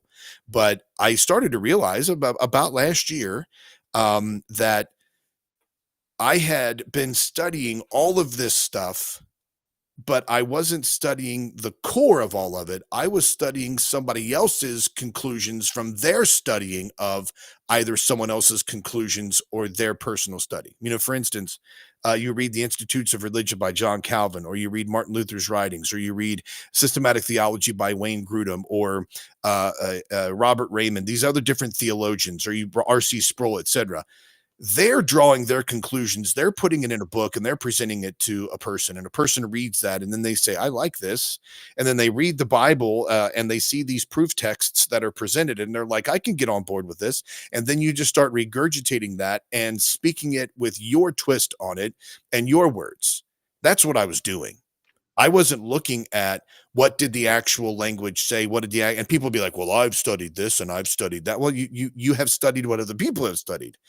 I'm saying that, and all I'm trying to do is to say to somebody who has all these firm beliefs, I'm not trying to shake you, but could there be, in the 2,000 years before you existed and the 2,000 years since the Bible was delivered to us, could there have been something that you don't know?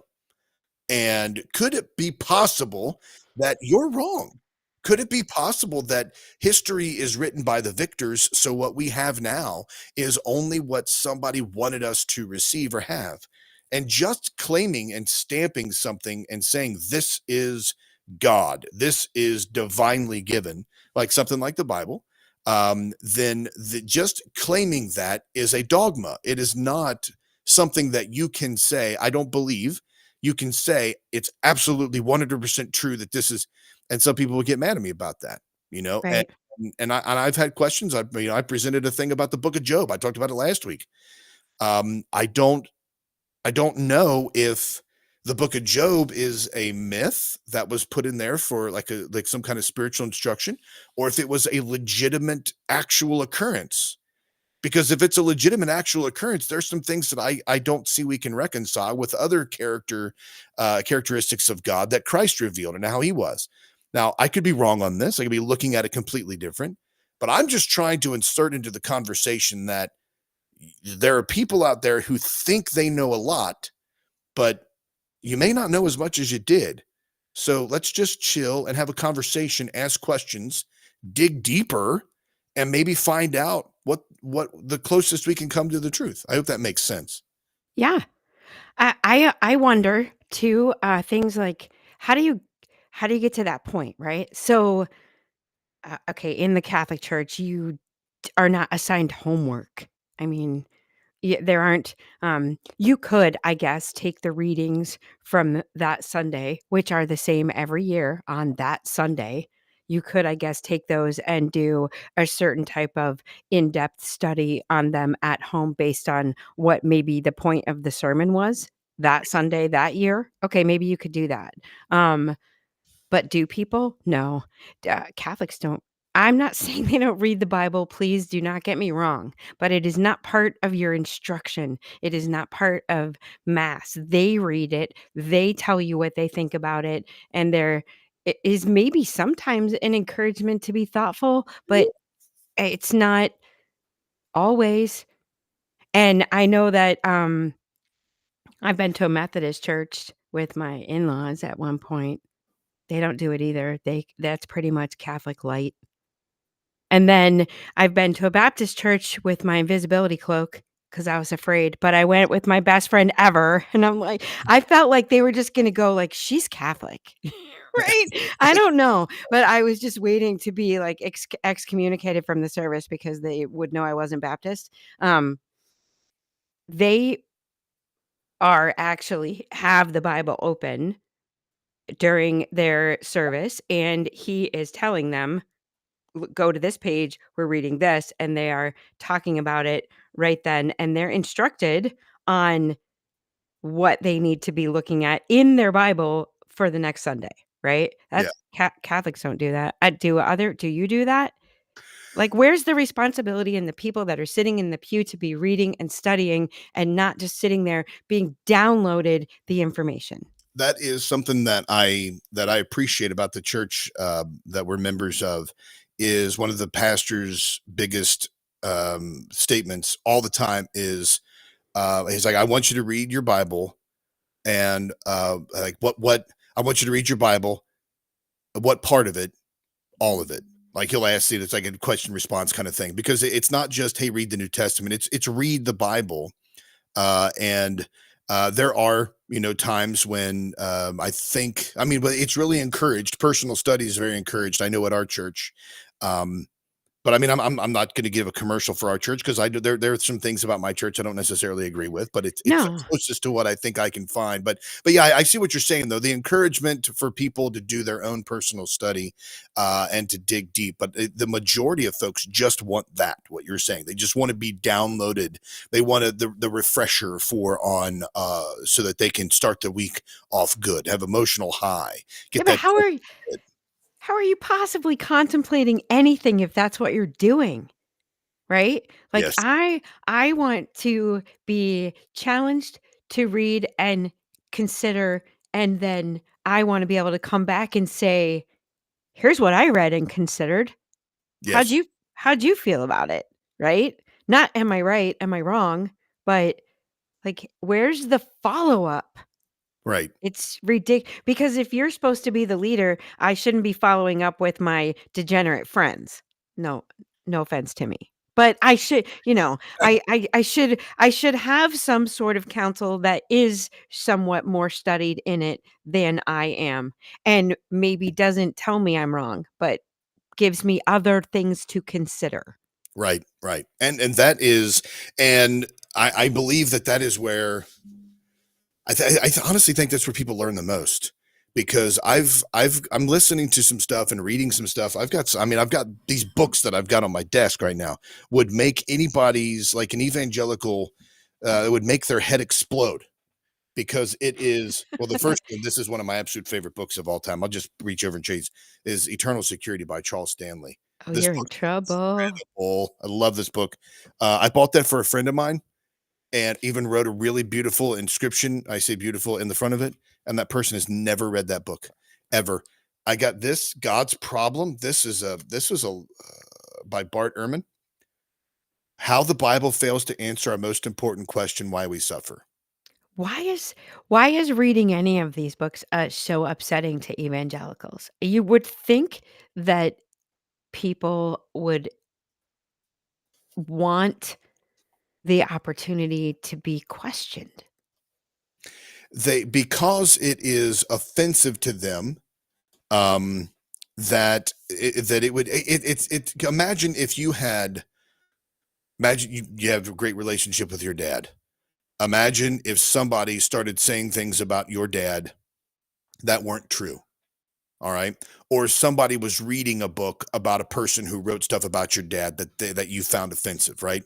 Right. That's the way it's viewed.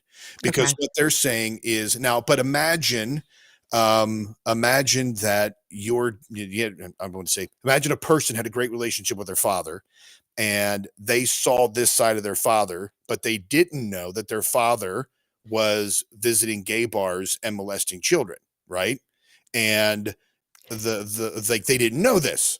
I'm not saying your dad, of course. I switched. I should have switched. No, no, I know. Like, Yeah. like, yeah, I Well, I get it. yeah. Like, you're married to the serial killer, but you don't know it. Somehow you don't know Exactly. it. Yeah, Right. it's like your husband turns out to be the guy who commands that whole countries of innocent women and children are destroyed, wiped off the planet, people who committed adultery are stoned. And then you're like, but you don't know that. Like, you don't think that. Like, all that person Right. sees is the wonderful person. And then somebody's like, your dad's kind of a douchebag. And they start saying this stuff, and you're like, whoa, and you get mad. Now, I'm not saying that God is a douchebag at all, but what I'm saying is that's the way that a lot of people are like, hey, these are other characteristics that we're bringing in that you need to consider all these other passages that people don't look at or are explained away or negotiated. And then they're like, so a person can't handle that. I know that the for myself, there's a lot of things that I'm encountering right now that are impacting me because I'm like, there are certain, I don't know, there's certain things that I used to do. Like, if I was going through a hard, difficult, emotional or spiritual time, there was certain music that I could tune in and listen to. And I would be like, okay, this is helping me kind of center myself. Right. Or there were certain teachers that I would listen to, and I'm like, okay, this is kind of bringing me back on track. It's kind of, even if I didn't want to listen to them, it was kind of like a lasso. It's just comforting, Yeah, it was comforting. Very. like Now, comfort food. exactly. Now, some of that stuff to me is repugnant. Like, I'm like, okay, maybe I just need to listen to this album because this album was emotionally and spiritually for me incredible. And I pull it up and I'm like, I'd rather listen to Jimmy Buffett or Metallica or It's something. no different than your playlist, right? I Exactly. look and when they tell and maybe not my playlist from the last year, but if I look at my playlist from holy cow, if I looked at my playlist from 15 years ago, you would probably think I was a serial killer, right? Like that that was yeah, and I would not wanna listen to that right now. And I Right. think, "Oh my god, how was that what I found soothing?"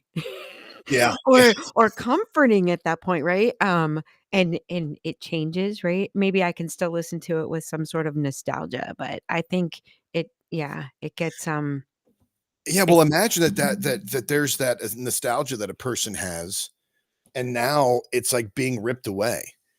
And I think that it can be spiritually traumatic for a person because the things you used to find comforting, you're like, "Ugh, but I can't. I no longer have that comfort from that. So that happens a lot, and I think that pastors, the way that a church I think should be set up, there should be a pastor that is the just a teaching elder. He's the person that's gifted better at teaching and public speaking. Doesn't make him better. It just means that's his talent. There are deacons that are set up that are amazing administrators and fantastic with finances and great with and you're like, okay, well we'll bring these people in. We've assembled ourselves a team, right? But a pastor and elders in a church, I think, should be very keenly aware and attuned to their people.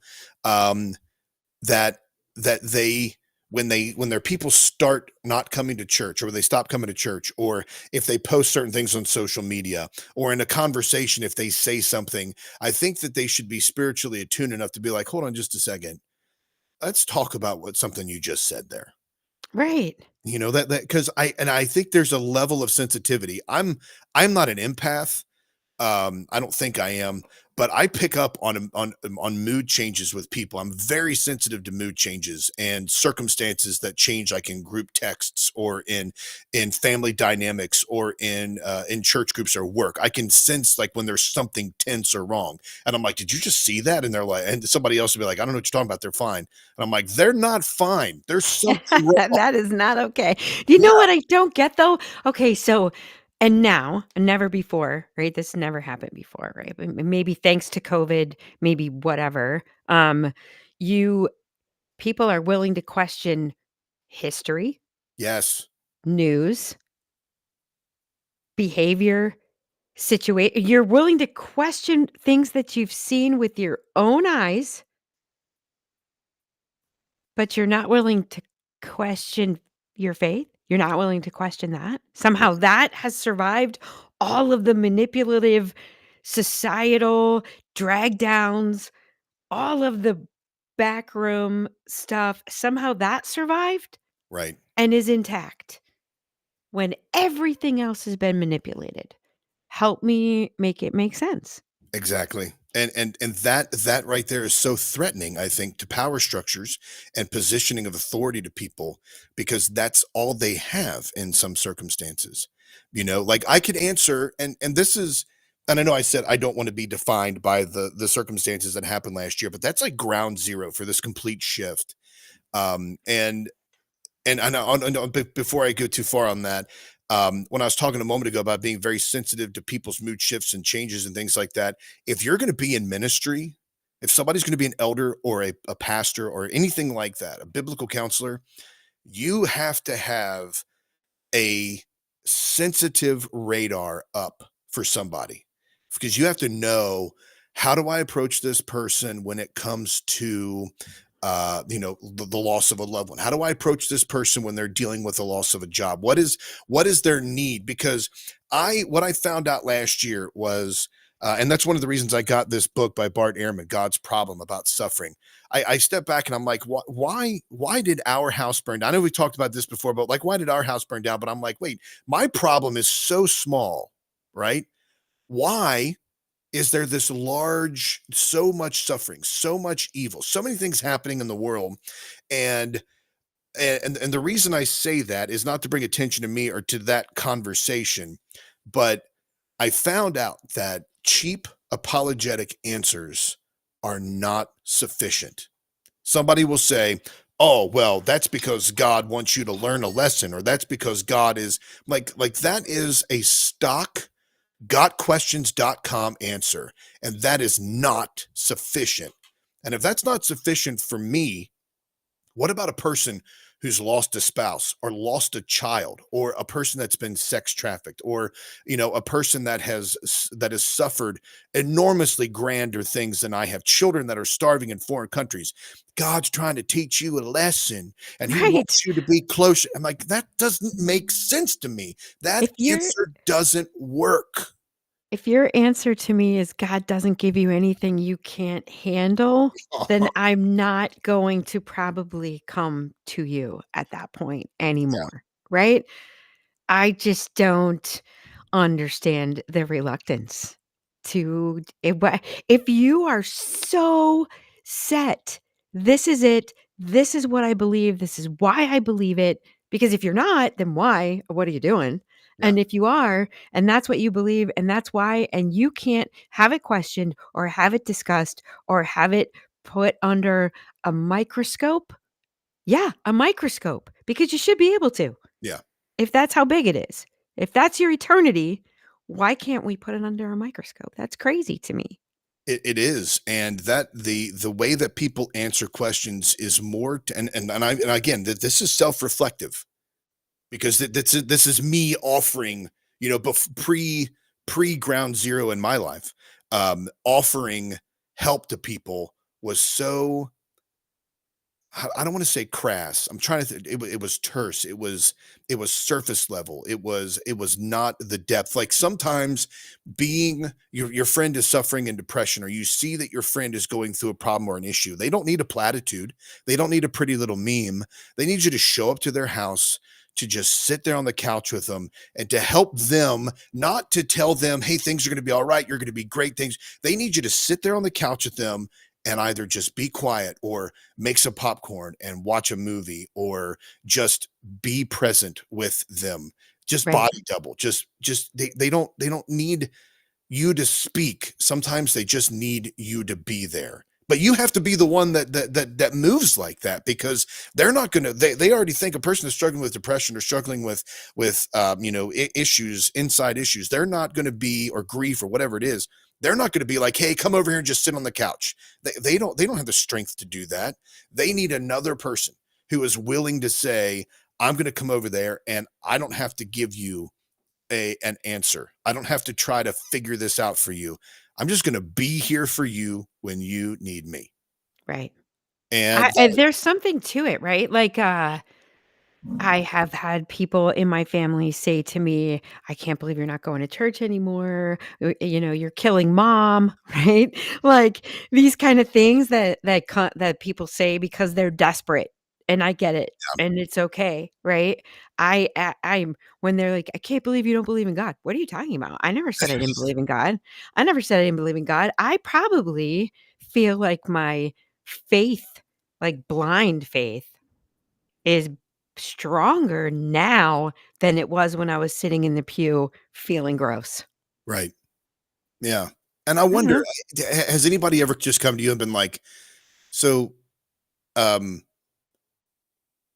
why aren't you? You just have no interest to go to church? Is there something that happened? I mean, like, what's going on? Because I'm trying to think of the way to ask a person like the question that isn't being asked or the statement that isn't being made. How do you get to that, to the core of why that person? Because it isn't just like, some people go to church like, oh, well, that guy pissed me off, I'm not going to go back. But Right. it's, a person that was going to church on a regular basis and then they just stopped going, there's something else wrong there. So how do you get to that person to ask them that question without being,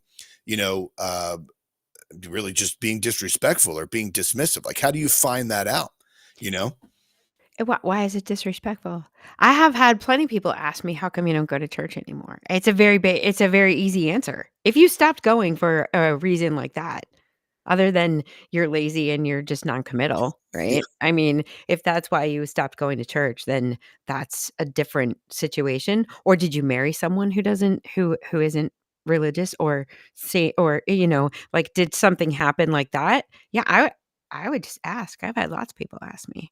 And I'll be like, "Well, here's my pivot point if you wanna" like, the exact moment I was like, "That's it, not coming back."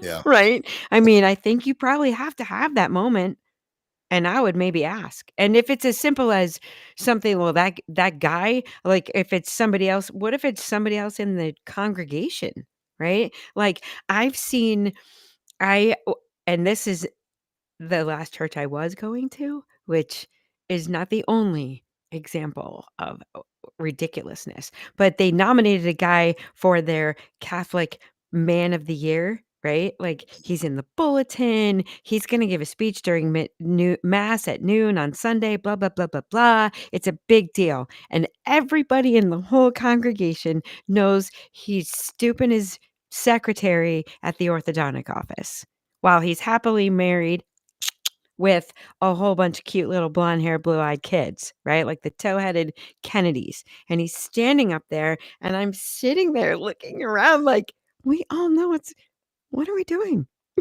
What are we doing? And that, that that could be their moment. You just ask. That wasn't even mine. I still I that wasn't even mine. I still went back. Well, I tell you what, if you're willing to answer that question, we can go a few more minutes over into overtime here because now I want to Oh, ask. So, all right. So, if you're listening to us on the Crusade Channel live radio the way it should be, make sure to go to YouTube, check out Mike Church's show, which is broadcast every day there. It's 7 a.m. Eastern, 6 a.m. Central. A lot of changes happening on the Mike Church show, the Crusaders platform, which is fantastic. A lot of great changes over there. They're expanding their reach, be talking to more people, reaching out to more folks. A lot of great programming, etc. So you're going to want to check that out. Make sure you sub to Mike's channel as well. Fantastic folks. Love those folks over there. They are incredible. And all the folks in Crusader Stadium as well. And not that I'm forgetting about you all. Where's the music? Oh, it should be coming up here. Like just running my mouth. Where is the music? I don't even. Where did it go? Seriously? Are you there? I All am. the way Are up- you? I am now, all the way up until the very last minute. There's the music.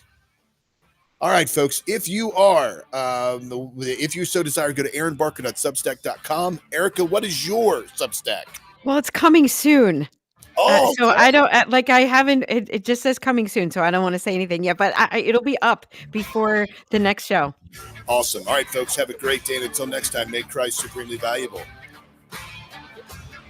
Okay, don't play music. Don't play music. Don't play music. Don't play music. Oh, it didn't. Good deal. All right. Let me go ahead and end this over here real quick. All right. There we go. So, what's the answer, Erica? I thought I have a friend whose daughter was getting confirmed. She was a bit of a challenging confirmation, right? And my friend thought, well, if anyone could get her through it, it's Erica because she's having her own struggles, right? Like I mean, I buried a son in a church where I don't think they knew my name or his. Mhm. Kind of thing, right? Like, I'm not feeling and so then I'm already going through a ton of questions of my own, right? But Yeah.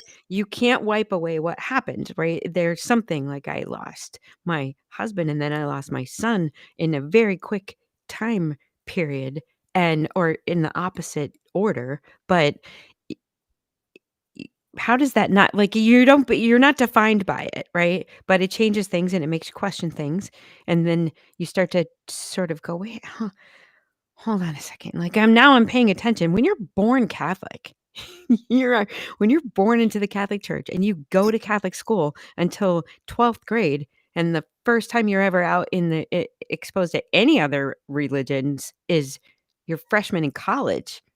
You're like, "What?"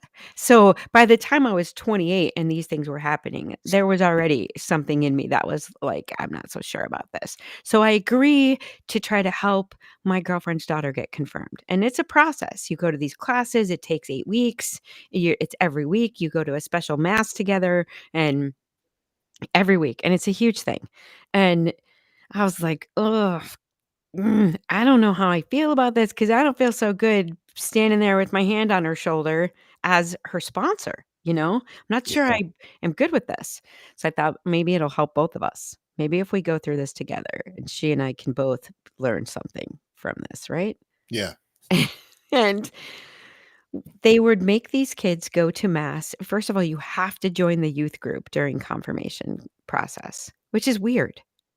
That's weird. There's all these youths that are already there that wanna be there. Now you're shoving this group of kids into it that, are taking this big step. Okay, fine, whatever. Um, then they make them go to mass at 5 o'clock on Saturdays, every Saturday. Now, if you know anything about the Catholic Church, at 5 o'clock on Saturdays, it is everyone who's 65 and older. It's organ, it's hard to stay awake. There's nothing exciting about it, right? Yeah. Um So they make these kids go to this mass, and we're having this discussion with the deacon during this whole confirmation process because she is challenged, and I'm working with her, and I'm trying to get through it. So I'm talking to the deacon, and we're giving him ideas. I said, maybe it would help if you let them do the readings on Saturday. Just the readings. I'm not saying anything else. Just the readings. They're old enough. They're 14. They say mass. When you go to a Catholic school, there's mass during the week and the kids do mass. They don't give communion, but the kids do the readings. They don't give the sermon, obviously, right? Why can't you let them do that? And then why can't your sermons during confirmation, which is 8 weeks, on Saturday at 5, be for them? Be for them. Get them involved. 'Cause this is horrible.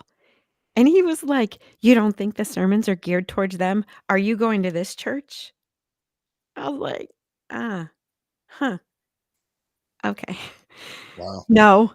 Not No, I'm not." Like, I will tell you the result of that was that she did get confirmed, not with me as her sponsor, with someone else. And I'm fine with that, yeah. but I could not. Maybe I took it a little too personal, but that was my I'm done. Oh, that was one of those authentic versus transparent moments that the priest should have exercised in that situation. But Right, right. that is a difficult circumstance. I mean, especially because I didn't know. I thought that you lost your husband before you lost your son. No, I lost my son to Williams syndrome in between my son and my daughter. He was born in 2003, and my husband died in 2006, a year after my daughter was born in 2005. Oh wow. So that So it was was relatively close together, and I was kinda like, "What?" Right? yeah. I mean, like, and I was the one who and I like, he my husband wasn't super religious. He went to mass with me, but he was baptized. When we got married, we had to get permission from the bishop because he was what they consider a non-practicing Catholic. So to get married in the church, we had to get permission from the bishop. So it wasn't like, you know, I don't know. I was just like, "Okay, I need some help. Where do you turn when you need help?" Yeah. There, right? And I was like, "Mm." Wait, hold on. What? So you when you turned, because like as mentioned, what happened to us was minuscule compared to that, right? Well, no, Like, not though. Is it? well, Is it? I do think. It's Well, go is ahead. it? It's a complete loss. It's a complete loss. I mean, yeah, I don't know how you measure it. I don't think you can measure it. And then you throw into that I was confirmed by Cardinal Law, who was Bishop Law at the time in Yeah. the Diocese of Boston, whose sexual predator crimes were covered up, and then he and the other priests involved were quietly transferred out of the diocese. And I didn't find that out till I was in my late 20s. Well, yeah. Right? That didn't come out until much later. So then how do I feel about that? How do I feel about thinking, "Oh my god, how special. I was confirmed by this guy that is amazing and spiritual enough to be a cardinal in the Catholic Church. Aren't I special?" No, you just survived not being a victim. You're lucky. Wow. So like, did you when you got to that point, was it like, so you turned to the church for help and then Yeah, just for sure. and then just didn't find sufficient answers? You didn't find what you needed to get you through that, or like what was the I They were the only people that weren't there. They were the only people that weren't there. Not like I got more help from just the grief counselors that were available through the volunteer fire department program. That he was a That's how everything happened. I got more counseling, more spiritual guidance from them than I did from the church. From the church, I got the canned, everything happens for a reason. God doesn't hate you. You're not being punished. You're not given anything you can't handle, Hmm. you know. So the first thing that I've noticed that. I've noticed that a lot. Because the first thing that I did, when we lost our house on February 17th last year, that was a Saturday. Um, on Sunday, I got a call from a guy who was an elder at our church, and he was like, "Hey, we want to help you all out." And I was like, "Well, that's amazing." So I met with him like Sunday or Monday. I can't remember what it was, because everything was just kind of weird after that. And they gave us a substantial donation to us, which I thought was incredible. I mean, it was so amazing that they did that. And I'm going to say I don't think they listen. When they tore the house down, like when they went through, they had to bulldoze the house because it was a total loss. We were able to get into the basement area. We recovered some of the girls' toys and things that they had that they were saving.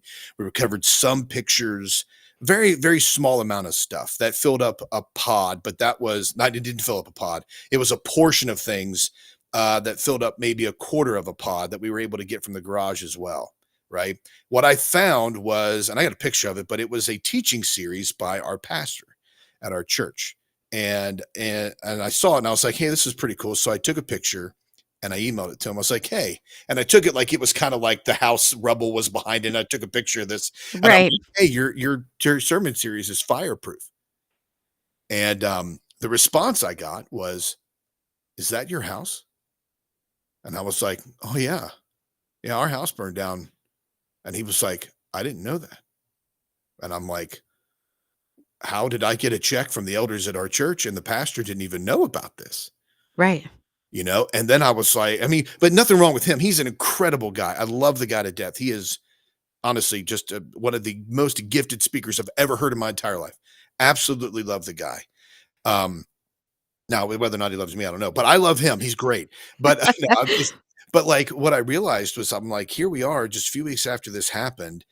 And then looking back on almost a year, I haven't really had a lot of elders reach out to me from the church. I haven't had anybody that I went to church with reach out to me.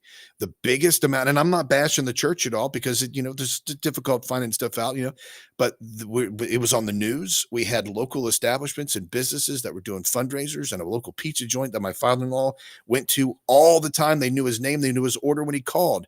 They did a fundraiser and it was like, why am I seeing so much more community support? Like people that don't even know who I am, who Right. don't even know who than I am from like the local church. Like what's going on?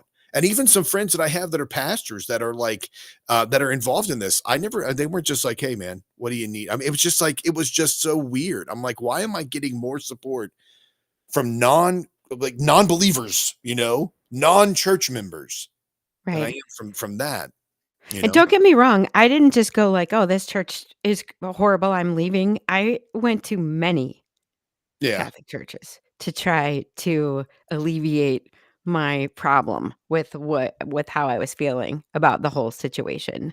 And, they're also I will say the parishioners in general, I did well, yeah, I mean, at one point, I probably was like, "Okay, I don't need any more food. I don't need any more like, I don't need anyone to stop by anymore. Like, I'm okay. I'm over it." yeah, Right? That's a thing, but I wasn't I didn't need them in the way that I needed to be able to ask questions right. and be heard. Yeah, exactly. Like yeah, I totally understand what you're saying there. We had people that had recently moved here that I'd known about a year and a half, maybe. And at the time, the job I was working at the time, the manager that I had known there for almost a year, I think, like showed up to my uncle's house because my aunt and uncle, they were like, you just come stay with us, we've got room. Like that day that everything happened, the next day these two guys that I had known about a year, didn't even go to church with them, but like I said, work colleague and then a previous work colleague show up with food, and they're just like, here's food, but just anything that they had, food, money, uniforms for work. And it was just like, this is amazing. I mean, just the community. And I don't want to bash the church because I don't want to make it to where I'm sorry that happened. I probably should delete that when I'm saying about my church, because I didn't run around telling everybody about it. I didn't run around like, oh hey, by the way, my house burned down. Oh hey, by the way, I didn't do that. I didn't like I just let it be. If somebody Well, found of out, they course said, not. Right. but it was You like, don't, I don't think yeah, I mean, it was after we were live when you were talking about that, so no, we're live still. oh, we are? Yeah. Oh, Is that maybe. okay? Did you not? You want me to delete all this? No, As soon as no. I That started to say, explains Deb's comment, though. I was trying to figure out why Deb was telling me she was sorry because I was like, "Wait, what happened oh, I'm so before?" sorry. It's okay. It's alright. I'm good. I'm good. I, I, It's I a I can There's delete. nothing I said that isn't educational or helphelul for anybody else, so it's fine. The one big lesson I've heard is exactly what you were saying earlier. Was that I need, because I was thinking, I'm like, am I the kind of friend that I was looking for during all of this? Am I that to other people? And then I step back and I'm like, wow, I'm not the guy that I wanted other people to be. So how hypocritical is that for me to want the friend that I am not? And that's kind of a thing too, because like everything just starts compounding. And I don't want to trauma dump on anybody like I have been, but like, you know, all of these realizations just bringing this into the new year, and like, hey, like it can all be summed up into what you're saying is, and what Audrey said earlier. I'm gonna try to be a better person than I was yesterday, and I'm gonna be present for people, and I want to try to be authentic and hear them, acknowledge them, let them know that I I see them. You know what I mean? Yep. Be heard. That's right. I mean, like I said, and every part of this is gonna involve self-reflection, active listening, being authentic without being transparent. They're all self-reflective. Yeah. How do you do either one of those without some personal involvement, change? Yep. That's right. All right, folks. Well, we're going to end it here. Don't go anywhere, Erica, because I'm going to try to say a proper goodbye. But anyway, folks, thanks for joining us over there. Don't forget, hang out over at aaronbarker.substack.com. Follow us on Twitter and TikTok and all of the other places. I'm pretty sure we got to everything that I mentioned we were going to get to. If not, then, hey, screw it. Sorry. All right, we'll see y'all next week. I don't go there. Which one is it? I can never remember which one in the stream. Yes.